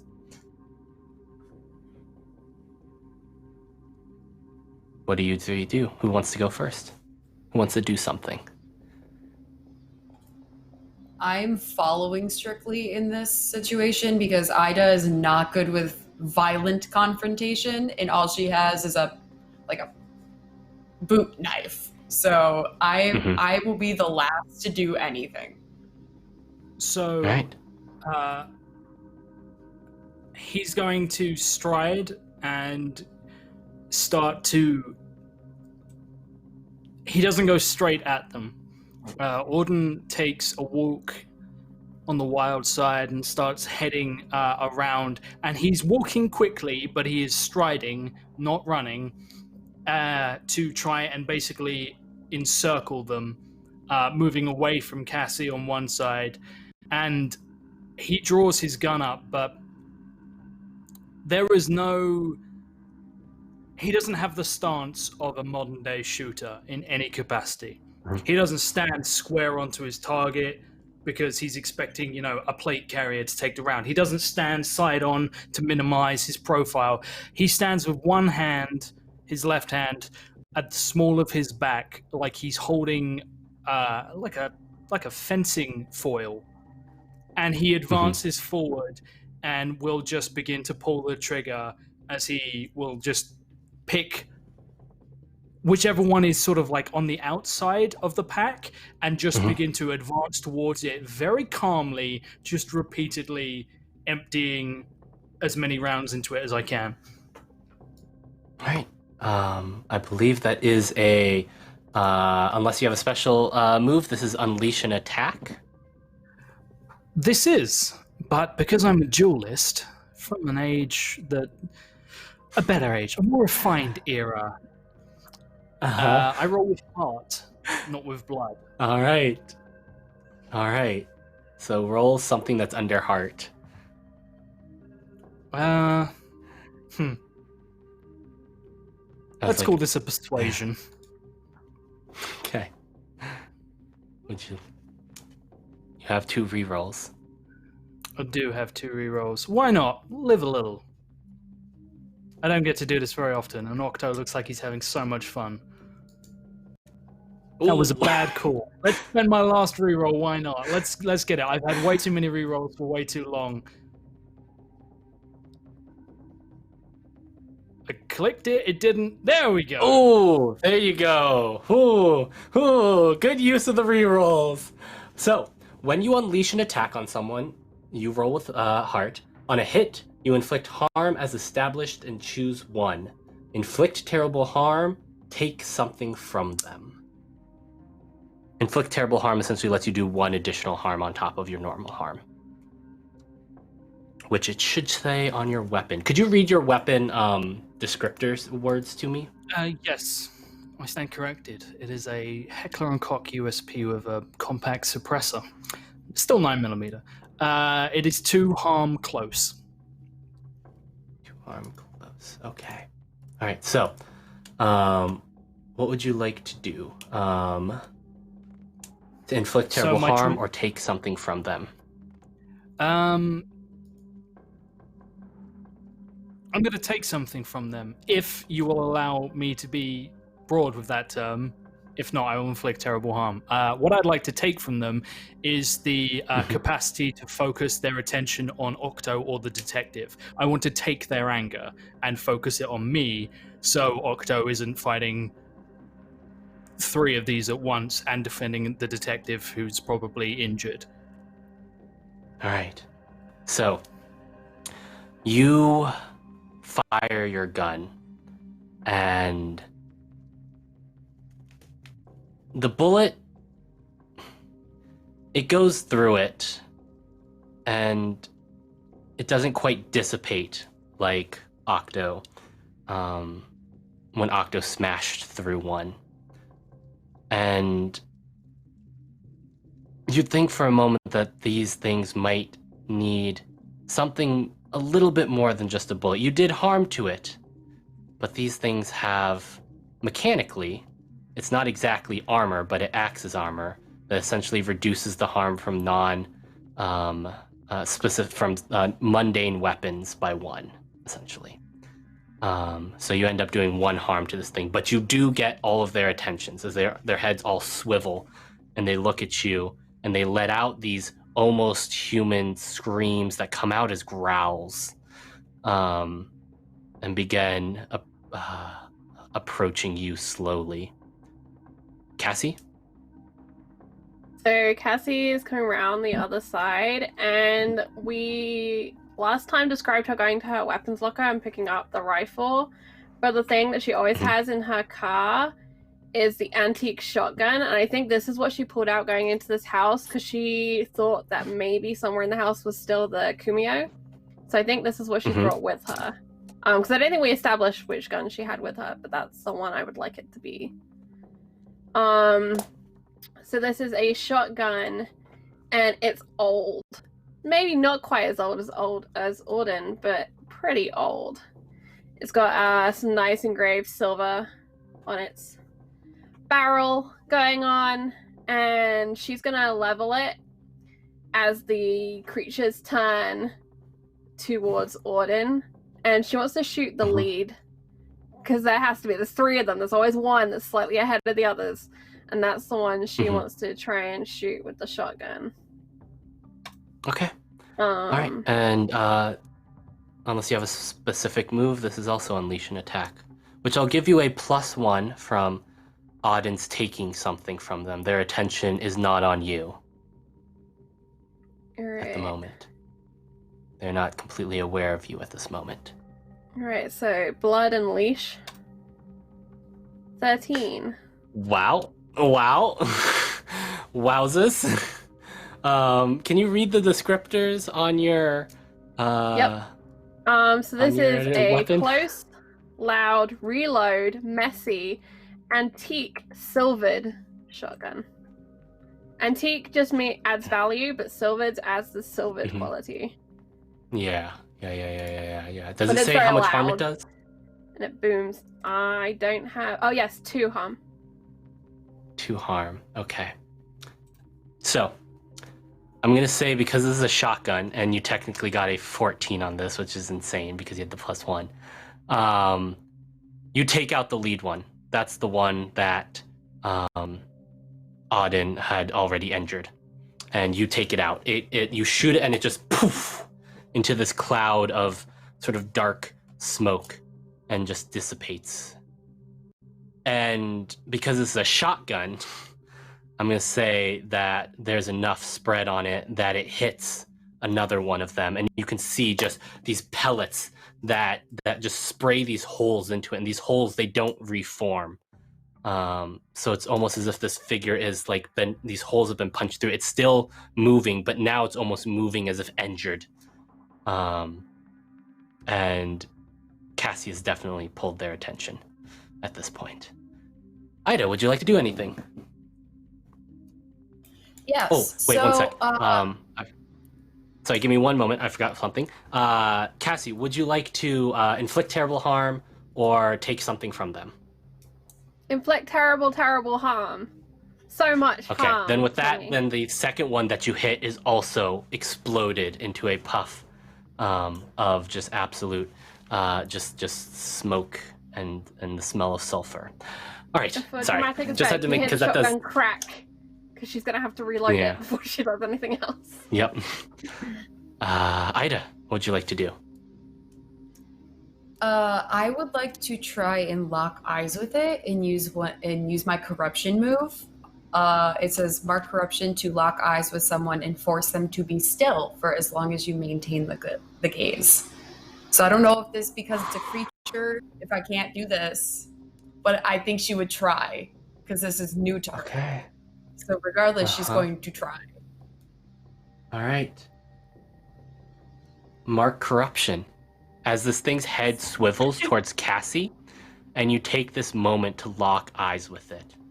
And it's got these sort of dull red glowing eyes. And as you lock eyes with it, this scream pierces your head. This almost tortured scream. And basically, for you to maintain eye contact with this, I'll have you roll sort of each quote-unquote round, sort of what do you call it? A keep your cool, to sort of maintain your gaze. But for the moment, it is currently gone stock still. Yeah.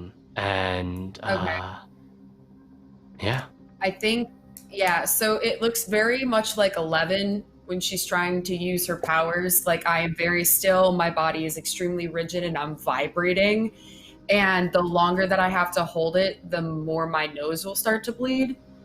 And I think she's just kind of intently staring at it, and there's just like this low guttural voice that comes out of her that says just, "It's held. Take it down." And she'll just say it in general to whoever's around and just continue to lock eyes with this creature. Okay. All right. Octo, would you like to do anything? You've gotten to the downed detective. And the two smoke dogs, they've run off away from me. Yeah, they've moved away from you towards Auden and then towards Cassie, sort of. But there's only one left at this point.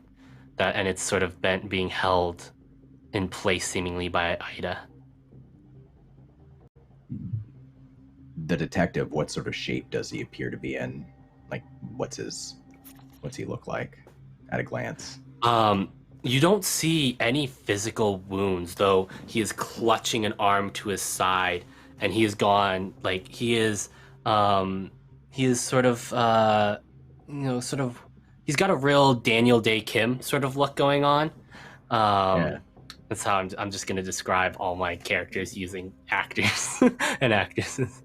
He's got a real Daniel Day Kim sort of look, and he's kind of like a plainclothes detective, and he's like clutching an arm, and he's gone like the stark white of someone that, like, you would, like, it's almost like he's lost a lot of blood, right, and gone sort of pale, but there's no physical wounds on him. Octo kneels down next to him. He doesn't look back towards the others or the dogs as they run off. And he just sort of begins to scoop him up in his arms, and he says, "It will have blood, they say. Blood will have blood. Come on, man. Put your arm around me." And he tries to scoop him up and like hold him to his chest so he can get him up off the ground. Can you roll persuade an NPC for me? Sure.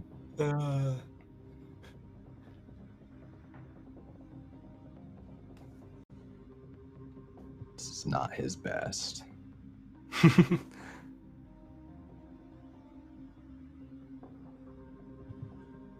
Oof. Nope. He's just like, what the hell? What the hell, man? What are you doing? I'm just get rid of. What the hell? What are you trying to do? I'm saving you. He's just man. like pushing you Come on. away. He's. Oh. So he won't let me pick him up then? Like he pushes me away? He's not gonna let you pick him up. He's just pushing you away. He's just like, where the hell did you come from? And I think as we're sort of having that conversation, would Auden, Cassie, or Ida? Well, Ida's doing her holding thing. So would Auden or Cassie like to do something at this point? I just want to add that he owes me a debt because I was using my heartfelt move, and he resisted. So if he refuses, he has to give me a debt. All right, he does owe you a debt because you did save his life. Yeah. You did save his life. So yes, Mark. Mark 1 that Officer Lee owes you, or Detective Lee owes you a debt. All right, Auden or Cassie, Is or Cassie? you could both go at the same time.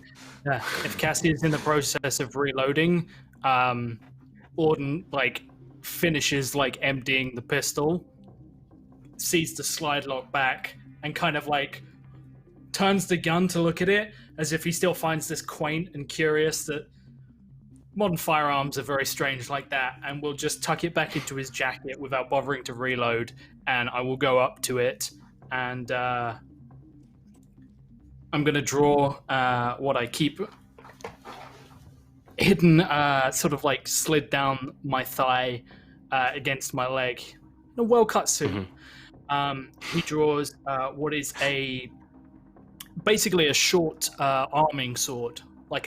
It's no bigger than sort of like yay big, and it sits down, but it's like a 17th century very well maintained arming sword, and I'm just going to take it out and try and drive it down through this thing's skull. Maybe feel like it has a skull. Its form, its head. It's got a head form-ish thing. It's almost, it's like it's wispy at the edges, so it's not like a hard edge to it, but it seems to be giving the shape. It's like if you were looking, like if someone took a picture of a dog and shined a light on it and there was a shadow behind it, it's almost like that, right? The edges are fuzzy, but you get the outline of sort of a dog. So I go to impale this thing, and do I get any bonuses for the fact that it's held? Yes, I will give you a +1. Okay. There's a +1 ongoing for as long as Ida can hold this. Okay. That is a 9. That is a 9. All right, I in this moment am going to use my thing that lets me decrease your success to a failure here. So I'm going to use up that critical miss on this. Oh. And I see. can you read me the descriptors of your weapon, please? No, find it yourself. Wow. Wow. Why are I you gonna see make how me it read is. Do it yourself. It is 3 harm, hand, messy. And messy. So you do the harm, though again it is reduced due to the nature of this thing. whatever it is. And because it's not a physical thing, you're a little off balance as you try to strike it, right? You're used to giving resistance given by a flesh and bone body, and so you push with too much strength, and your hand plunges into this thing. And you feel it burning. It feels almost as if your hand is on fire, as if your veins are on fire up through your arm. And as you pull your hand out, you see no physical damage to it, but you can see sort of your veins have gone dark beneath your arm. Your already pale arm, a sickly, translucent color. Please take 3 harm. I shall do. Cassie, if you want to reload your shotgun, that's essentially what you would have to do this time. But if you have another weapon you would like to use, Nope. you could do that instead. Nope. Okay. Nope. I'm not using my other weapon on this thing. Mm-mm. All right. How does Auden respond to sort of this grievous harm? Like it's not like physical. You've dealt with physical harm. It's almost as if it's very to the core of your being.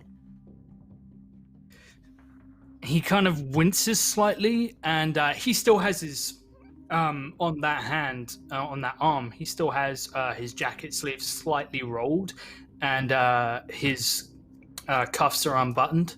Cufflink is in his pocket, so it's rolled, and there's blood. But there's blood because he made an incision in his own hand to hook himself up to his pocket watch. So there's that. But he watches, and for a few seconds, the blood that is still sort of trickling from his hand goes from a crimson red to a dark black, and kind of seems to burn as it runs along the outside of his skin. And he looks down at this thing in pain and says, "Be careful how deeply you bite against things you do not understand or comprehend." And I will wrench the sword, which is kind of ended up stuck in the ground. I will wrench the sword up and ready to kill this thing angrily, very aggressively, violently. All right. Cassie is reloading her shotgun, putting the shells in. Is it like a double barrel antique shotgun? Yeah, that's what I was imagining. Yeah, So she's had to go into her jacket pocket, and she's got a box, and she's had to pull 2 shells out of a small box. It's We only need to a get you a small one, bandolier. right? Just a little football. So she's getting the 2 out, and we need to get you a bandolier. and she's gonna shake it a little bit. Auden hears this little shake as she rattles the bullets or the cartridges into place, and then it cracks back up when she knows they're in the right place. Ida, please roll Keep Your Cool to keep this dog engaged. This 10. All right, it's unmoving. Yes. You see now it's just Octo. the drop of blood goes into her lip and into her chin, and it just gets heavy as it starts to drip down her chin. Mm-hmm. Yeah. Octo, this detective is clearly in shock, having been attacked by things that he can't physically defend against, and is just he's definitely showing signs of shock. You hear the sharp sort of ping of metal hitting concrete, and sort of the muttering from Auden about biting things you can't comprehend. Octo kind of leans back from the man and from the detective and starts to stand up because he's not about to force someone to do something against their will. And as he stands up, he just sort of says, "How sharper than a serpent's tooth it is to have a thankless child." And he turns around and he sees that smoky dog there and Auden, and he looks around Is there like, I don't know, like some debris, broken piece of a car, a full car, anything around here? When you push the car out of the way, the bit of its front bumper, its front fender, came off. You could easily probably tear it away. He wants to just pick up the car and throw it at this thing, like toss it through the air and have it land on it, right in front of Auden. Sounds like a clumsy but effective weapon. All right.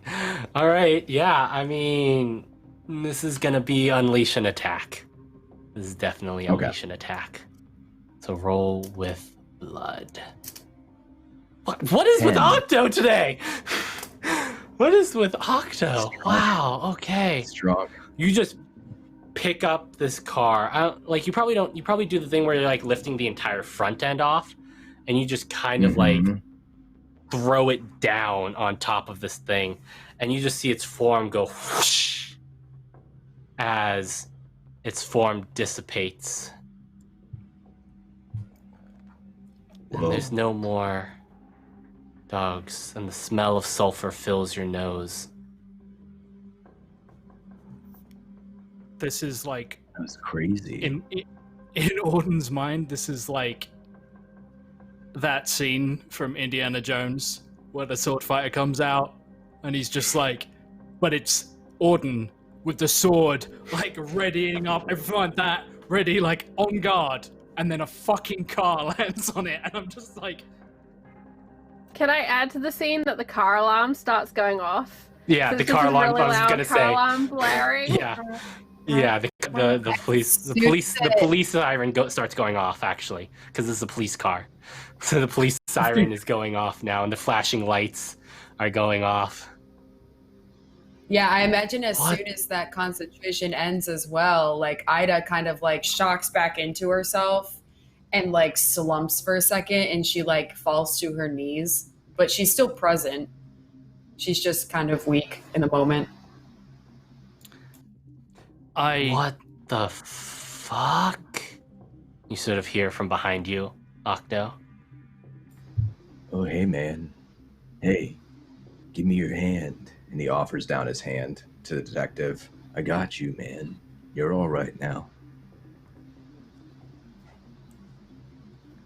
I'm gonna need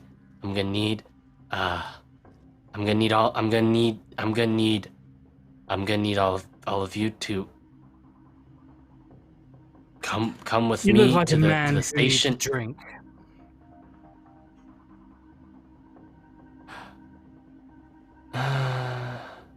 Auden, make me a Auden, make me a mind roll. Fantastic. Just give me a straight mind roll.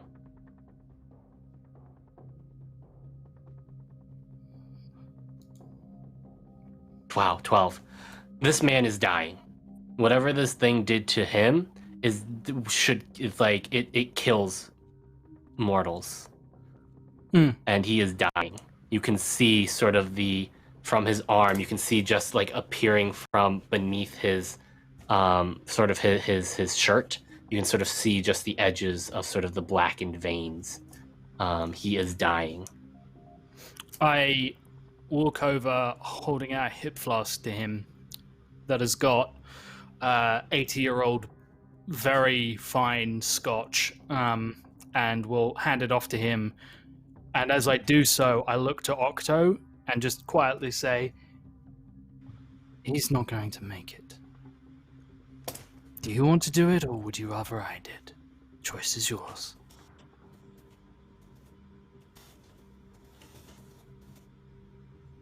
Octo looks away for a moment, and he takes off his glasses, squinting into the dark. And he kneels down next to the detective. He sort of gently places a hand on his chest, and he leans in close. And Tommy, I want to cash in on my debt here. Okay. I don't know. I'm not sure what that means. Can I try to like get him to do something, or You could get him to do something for you, lend a hand to your efforts, ask a question honestly, erase a debt they hold on someone else, give you a debt they hold on someone else. Okay. I'm gonna ask a question honestly. Or you can. Okay. Oh, is there another one? Doesn't matter. Let's see. Sorry, no, that was for PC. NPC. Answer a question honestly about their faction. Introduce you to a powerful member of their faction. Give you a worthy and useful gift without cost. Erase a debt they hold on someone. Give you a debt they hold on someone. Give you a +3 to persuade them. So I'm going to ask a question honestly. And he puts a hand on his chest and he looks down into his eyes. And he leans in close so that he's really just whispering. And he just asks, what's it feel like? The dying. What's it feel like to die?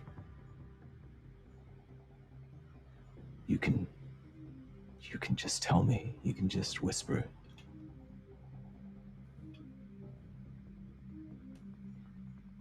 You can see that he had been struggling. He hadn't quite understood the situation he was in. But as you sort of speak to him in this sort of soft, persuading voice that Octo has, this, you can see his struggles slow down as he sort of realizes and accepts what's happening to him.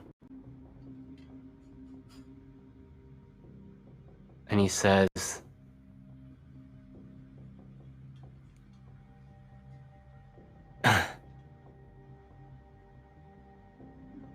just kind of feels like I'm getting just real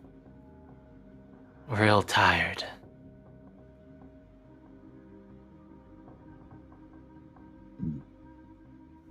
Octo nods his head with understanding and says, yeah, man, me too. Real tired. And he just sort of scoops up his head and tries to hold his mouth, his nose to his chest and just sort of like hold him there so he can't breathe and he can just go. And he'll just wait until he's gone.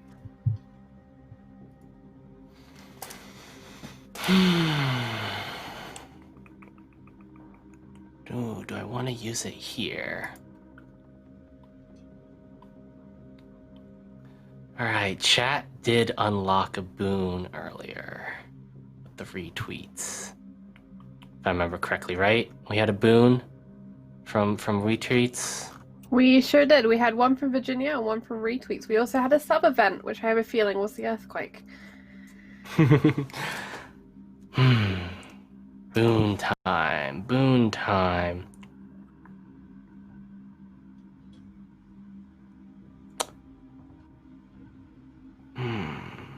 Auden.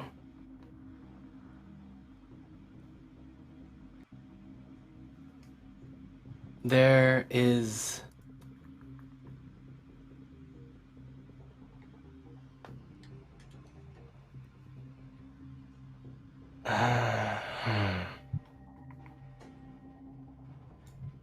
there is something you could do to keep him alive here. Would it have to be that? I'm down for it. Like, there are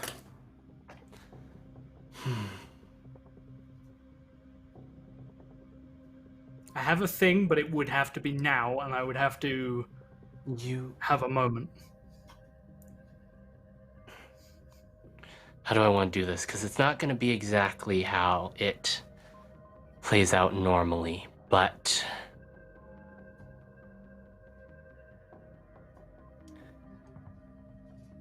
I will say that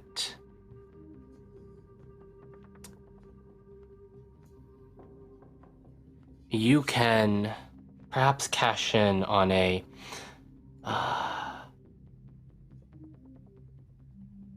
and not necessarily a debt, but a chip with your employer.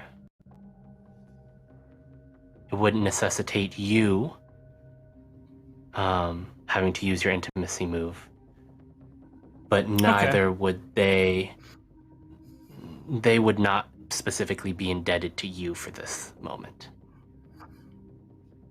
I look as Octo is about to sort of... I recognize this. I've seen this before. I know what Octo is probably about to do. And I look to Octo for a second, and I just say,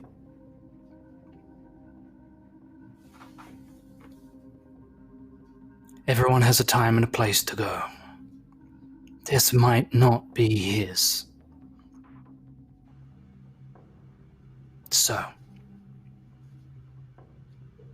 you intrigue me. And you stood up to me back there. How about we redefine our little relationship between one another a little more honestly and a little less enforced by my personality? And as a show of good faith, maybe the good detective needn't breathe his last.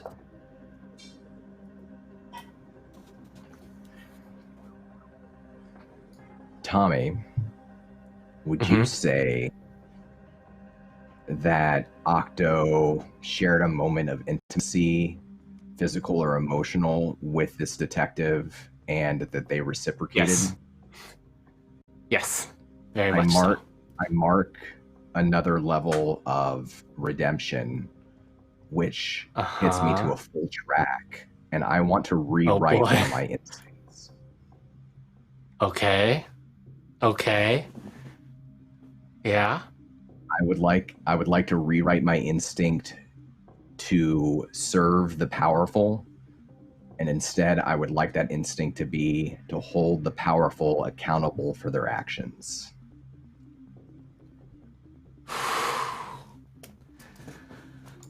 What is this moment like for Octo? What is this moment for Octo as this entire shift of perspective, something that your instincts make up Octo's almost entire moral compass. What Octo, whenever Octo makes a decision, it is almost always based on these instincts. So what is it when just something that was so almost integral to your person shifts and changes? Octo's become self-aware enough over time that he's aware of a sickness inside him. It's this festering feeling anytime that somebody with power asks him or makes him do something that he is ashamed of. And he's done a lot of things that he's ashamed of, and that feeling has grown, and it's grown. But something's changing, something's changed. He has the chance to tell a story that's his story and his friend's story, something with meaning. His life might have meaning that he can create. And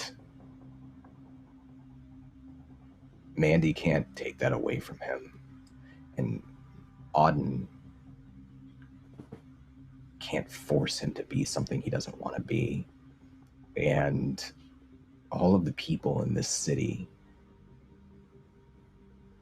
who just use and abuse to try to climb to the top, who lie and smile, he sees them.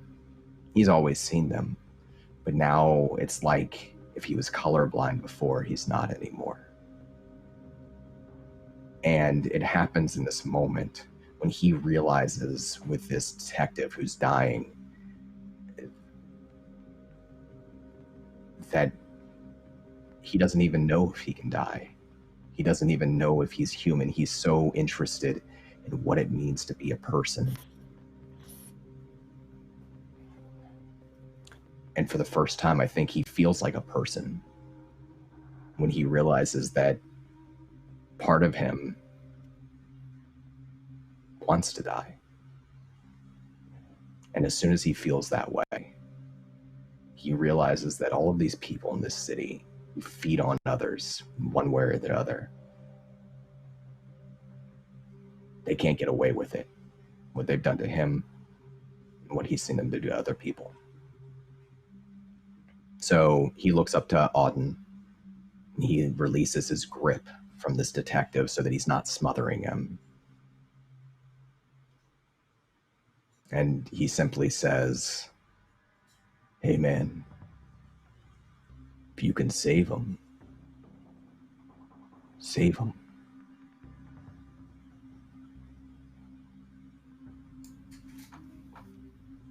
Auden crouches before the guy, who hasn't taken the whiskey, I presume, during this. No, he hasn't taken it yet. He sighs and takes a healthy swig himself and stoppers it, puts it away.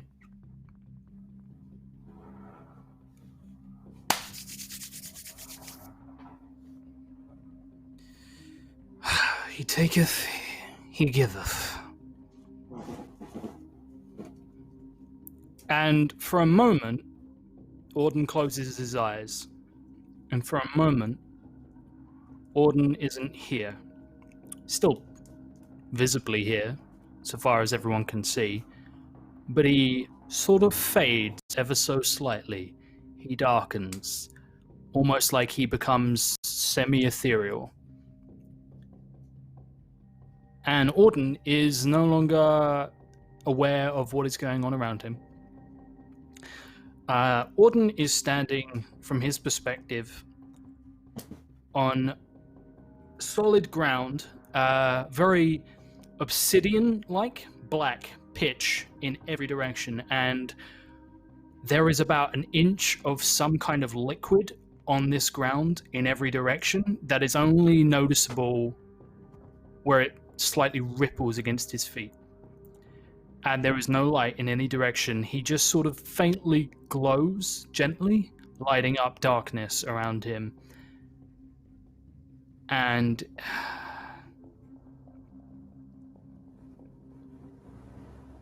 he's still holding his watch. And he pulls the pin out so it stops ticking for a second.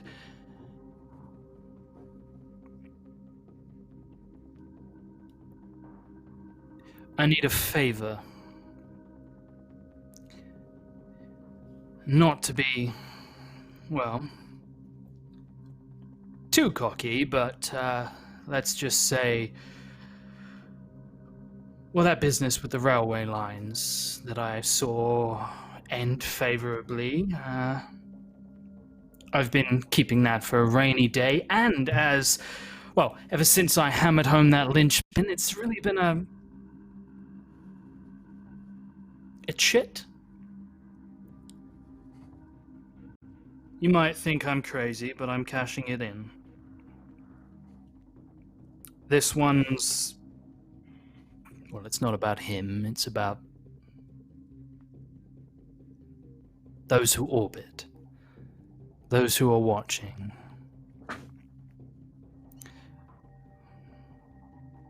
Call it a miracle manifest to win back some minds and souls. And because, quite frankly, two can play the whole "you owe me" card. And I think things are going rather well so far. Everything's lining up nicely. So what's the harm in giving a little before you take it all? Deal? And he holds out a hand into the darkness.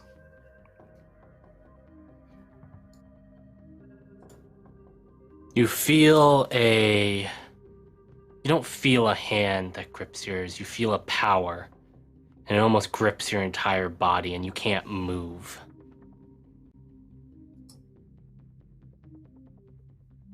I suppose you've earned that much. You've been one of my more successful projects.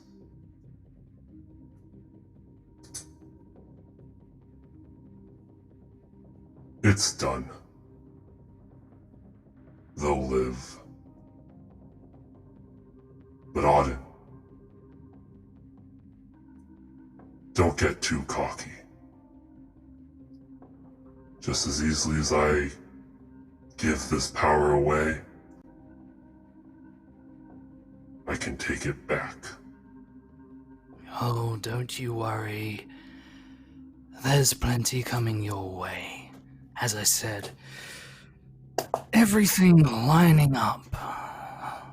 And all it takes is one little push, and it all comes tumbling down.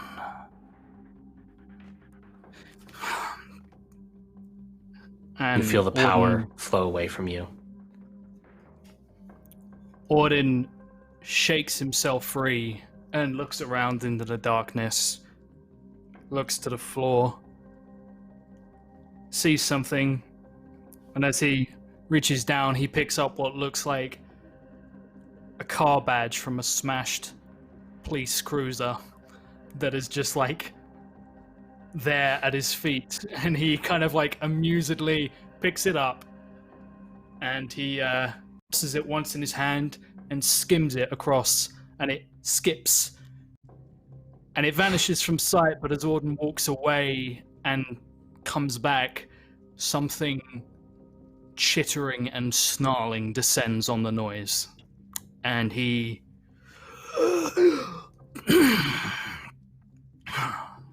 wakes up, comes back to, and immediately clicks the pin back into his watch so it starts ticking again, and he checks his heart for a second and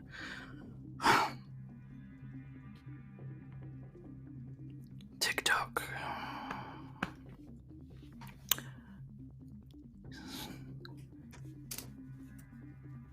Tommy, in the time this has taken, could Cassie have run down the street to get her car to drive it up here? Because we're about to be in real big trouble. And her car was like halfway down the block, if you remember. Mm-hmm. Yep. Yeah, you could have done that. And Octo, as you look down, you see color has returned to the detective's face. The darkened veins have receded. He's unconscious, but breathing. And as Cassie's driving her car down the lane, we're going to jump over a little bit south of here to another car that's whipping its way across an LA street, sort of these low-level buildings, old buildings from the 60s and 70s. Just absolutely no regard for the speed limit, barely following stoplights. Joe, you're in Mandy's car. Like So, doing the thing where are we going? Pushed all the way back, and I'm like holding onto the dash because it goes fast. Well, they went up to go. I'm having trouble remembering. Do I know where they went specifically, or just that they went to go talk to the werewolves? They I don't went to know go that I talk have to an the address. werewolves. It's the last place you know. Okay. I'm gonna call. They went to go talk to the leader you know of what? the wolves. They went to go late that, and then I'm like, I'm gonna make a phone call really quick and call my spiritual sort of advisor person, and they'll know exactly where Octo is. So give me just 1 second, and if you could just watch the LA lefts there for just a second. I've got a bit of nausea going on, a little bit of vertigo, and I call Ida.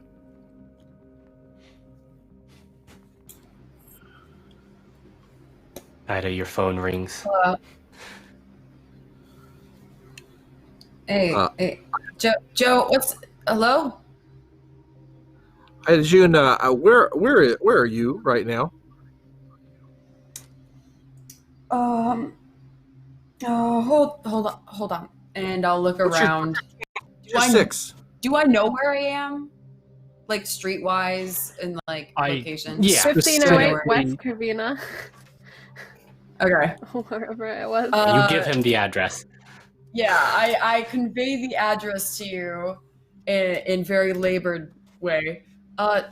Joe, Joe, there's a lot of shit that happens, so just I don't know what the fuck is going on, but please be careful if you are on your way over. There's a lot of shit going on here. There certainly is. Lots of it. Is Octo with you, by Yeah. Octoman? He's Octoman.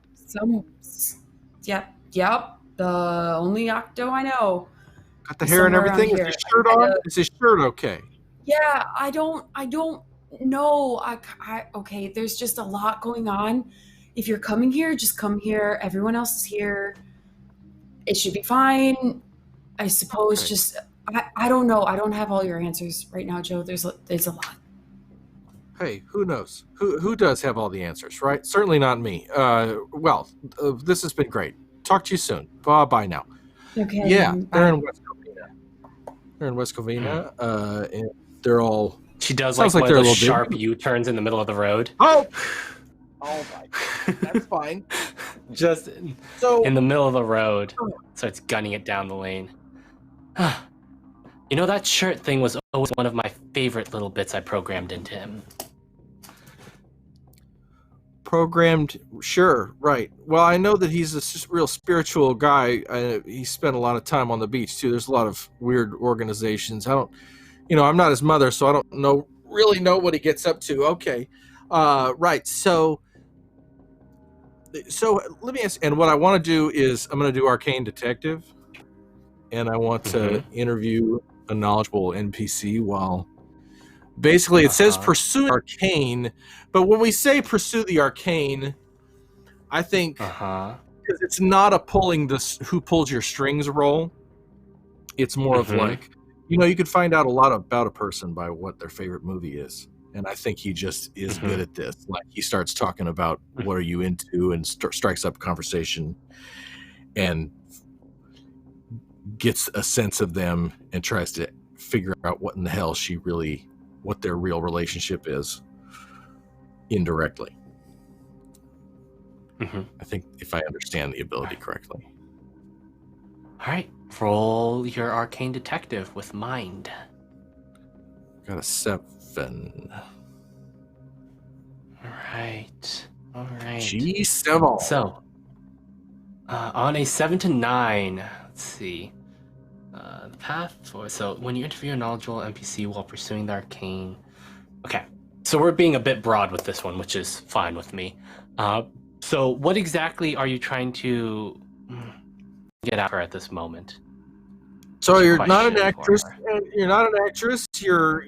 I'm fascinated by the thingy that you did where you got the wolf with the Wonder Woman lasso and it went away. Can I get one of those? Should the earth open up and more smoke wolves come out? Where could I pick one of those up? Seems like the sort of thing I've seen before, and yet here we are. I don't know how the hell you Joe, did it's that. one of those things where if you've got it, you've got it. And if you don't, you don't. Oh, man. And you don't have it.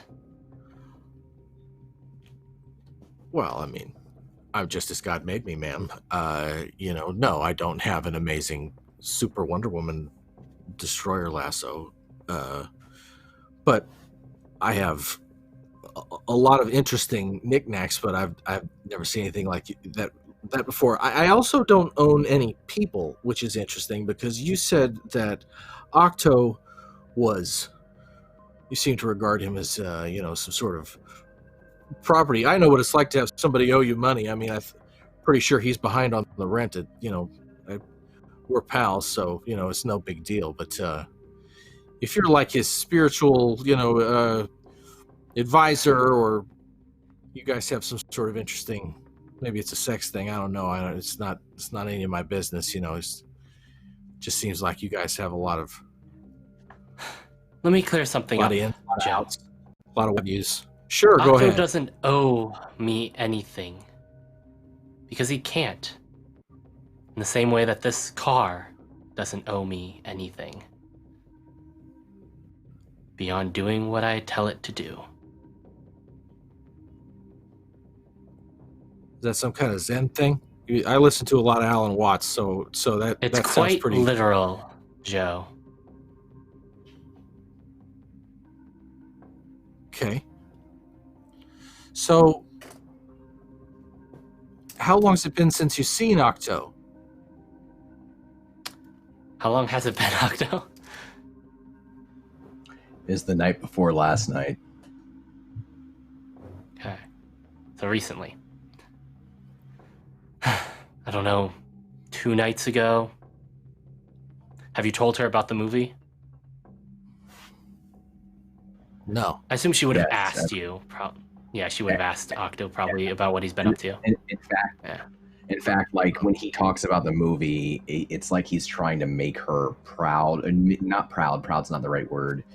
It's like he's trying to convince her that he has succeeded in what she wants him to do.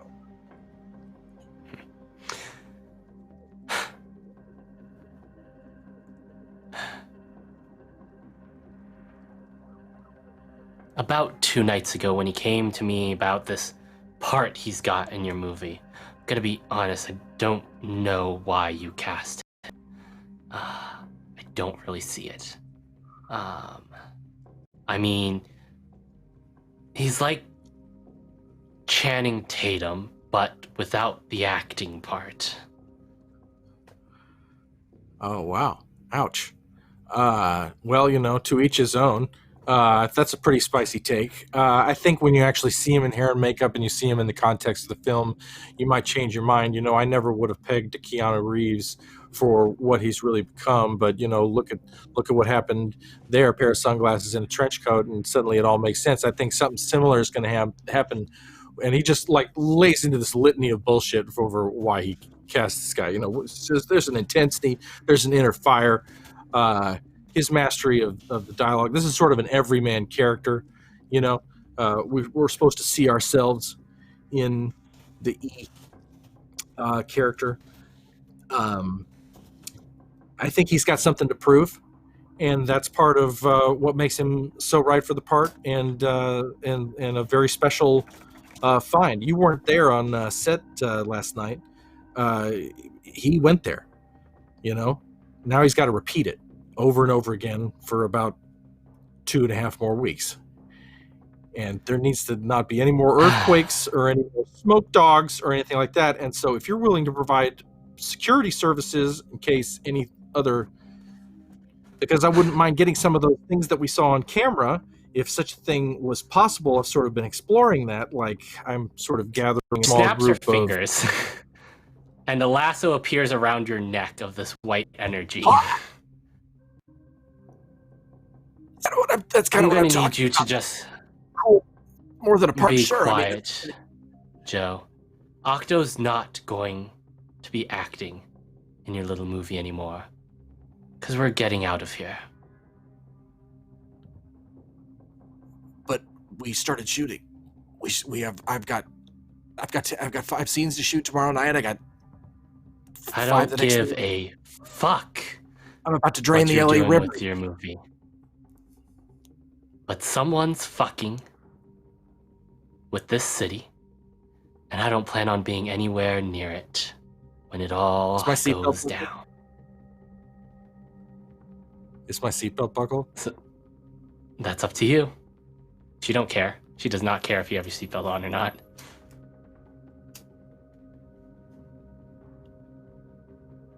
Where are we? Are we like driving down like Yeah, You you're know, driving the down middle- like a 2-lane road. There are buildings tied to you. There's sort of just this mix of like residential with industrial because that's LA for you. Like just everything's mixed in together. Nothing's taller than maybe 2 stories around here. They've got these old signs. Some of them are from the 50s, some from the 60s, from some of the 70s. No one's updated their signage in at least 30 years. There's a number of cars, although it's oddly quiet.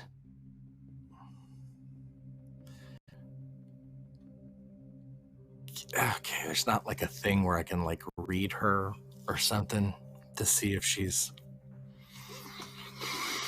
And I can't like. There is You know, read an NPC.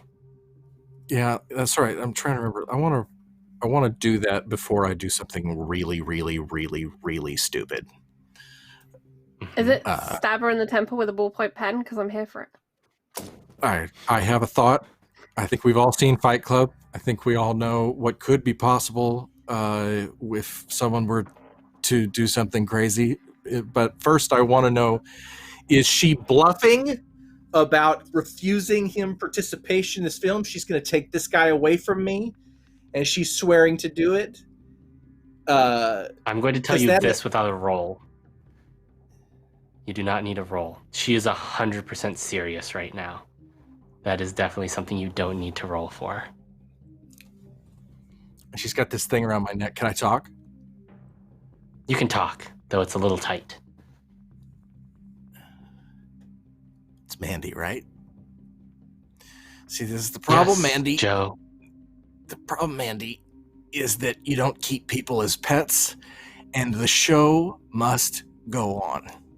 I'm making this movie, and I'm making it with Octo-Man, and you can kiss my ass on Tuesday before I let you fuck that up. And I try to grab the wheel and turn it as hard as I absolutely can with my left arm and jackknife the car. This sounds like unleash an attack. I have no rerolls either. So Unless you can argue for something else. I mean, it's either unleash an attack or escape a situation. This feels Could like it also blood be either trick? way.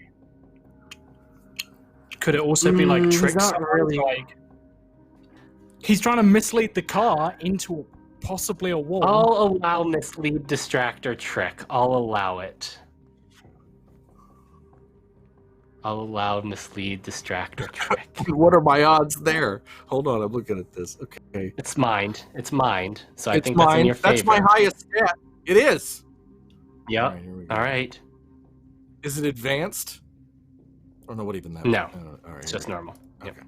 Of course not. Ooh, I succeed partially on an 8. Succeed partially. All right. And as you grab the wheel, suddenly lunging towards her, which she was not expecting, the lead on the sort of collar around your neck goes loose. The collar is still tight, but the lead on it to her hand goes loose, and you grab and jerk the wheel. There's a screech of tires. There's the sound of a car crashing, and that is where we call scene for today. Yes! And what a session. We're going to wrap up really fast today because the Wild and Chaotic crew are getting ready to rock, roll, and ride them waves in their Zweihander pirate adventure.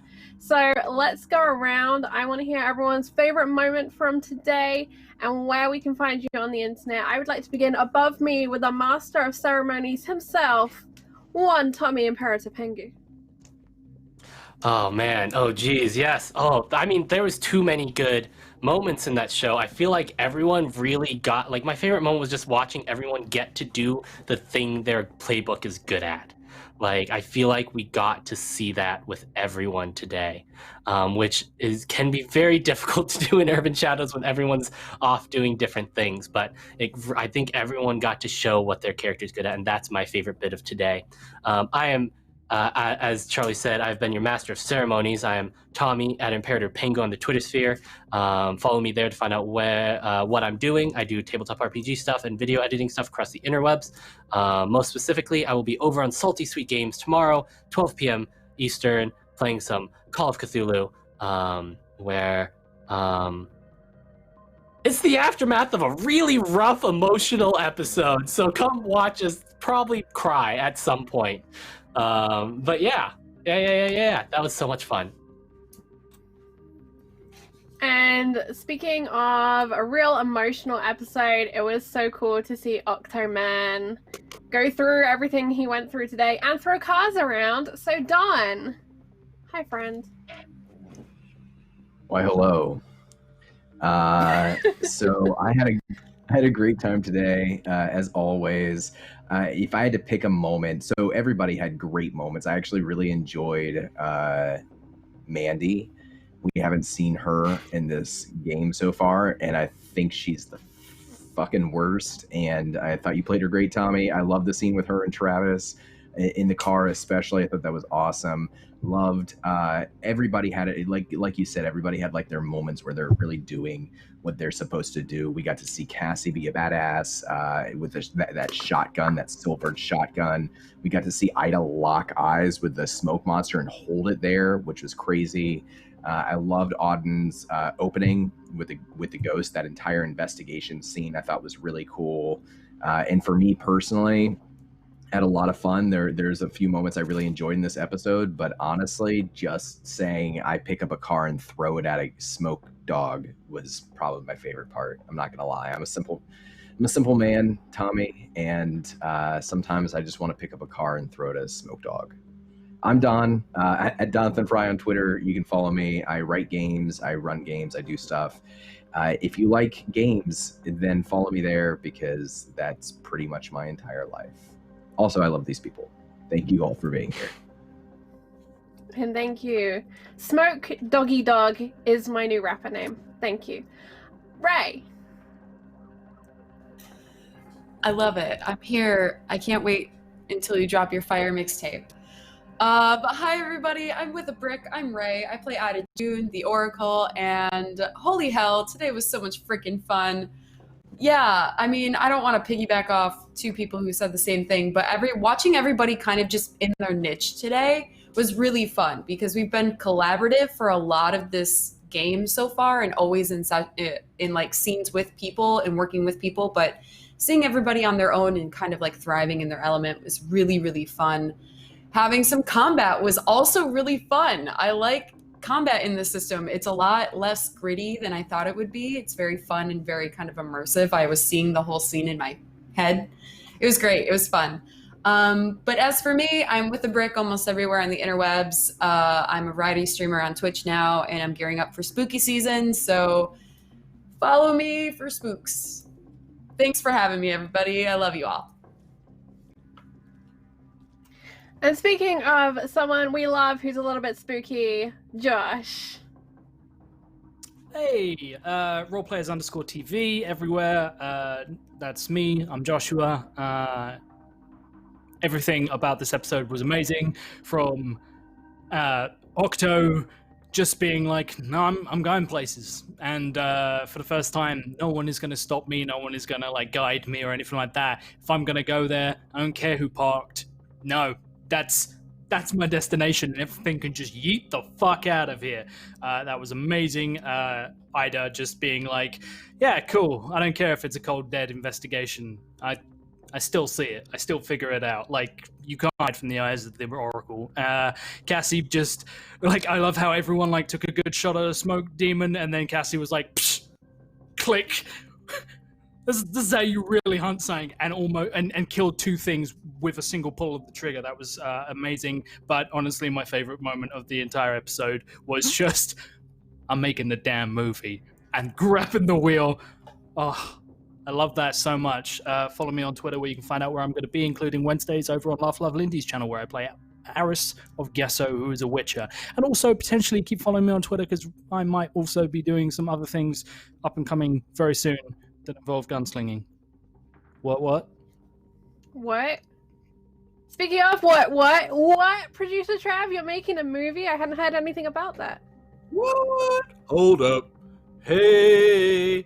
Yeah, we're making a movie, and my favorite, it finished strong. You know, the silverware, the Peter Cushing salad fork, I don't know. Sounds like a stretch, But we finished strong with the jackknife in the car, Fight Club style. I just everything Don said is absolutely right. Everybody had an amazing thing to do, and Tommy is a very smart DM who is very canny and creating some really cool shit. And I love our Acid LA. It's wonderful. It's fantastic. I'm producer Trav. You subscribe to me on YouTube. The real producer Trav on the YouTubes. And on Tuesday, I'm playing D&D with Lindy. And on Friday, the 12th, I'm playing Aliens with Lindy. And you won't want to miss it. Lots of guest stars and cool stuff coming up. The 12th, Aliens. Be there. Charlie, I think you're amazing. Back to you. I appreciate your face. I have to say, taking that shot was 100% inspired by some gunslinging that may or may not be happening. More about that soon. More about a lot of things soon. Coming up right in a minute is going to be Wild and Chaotic. So we're going to bounce, get out of the way because the crew are ready for you. We hope you're having a great Friday. Please continue watching this wonderful show here on the stream. And we will see you on Monday for a whole new week. Take care, everyone. Keep rolling dice. Good night.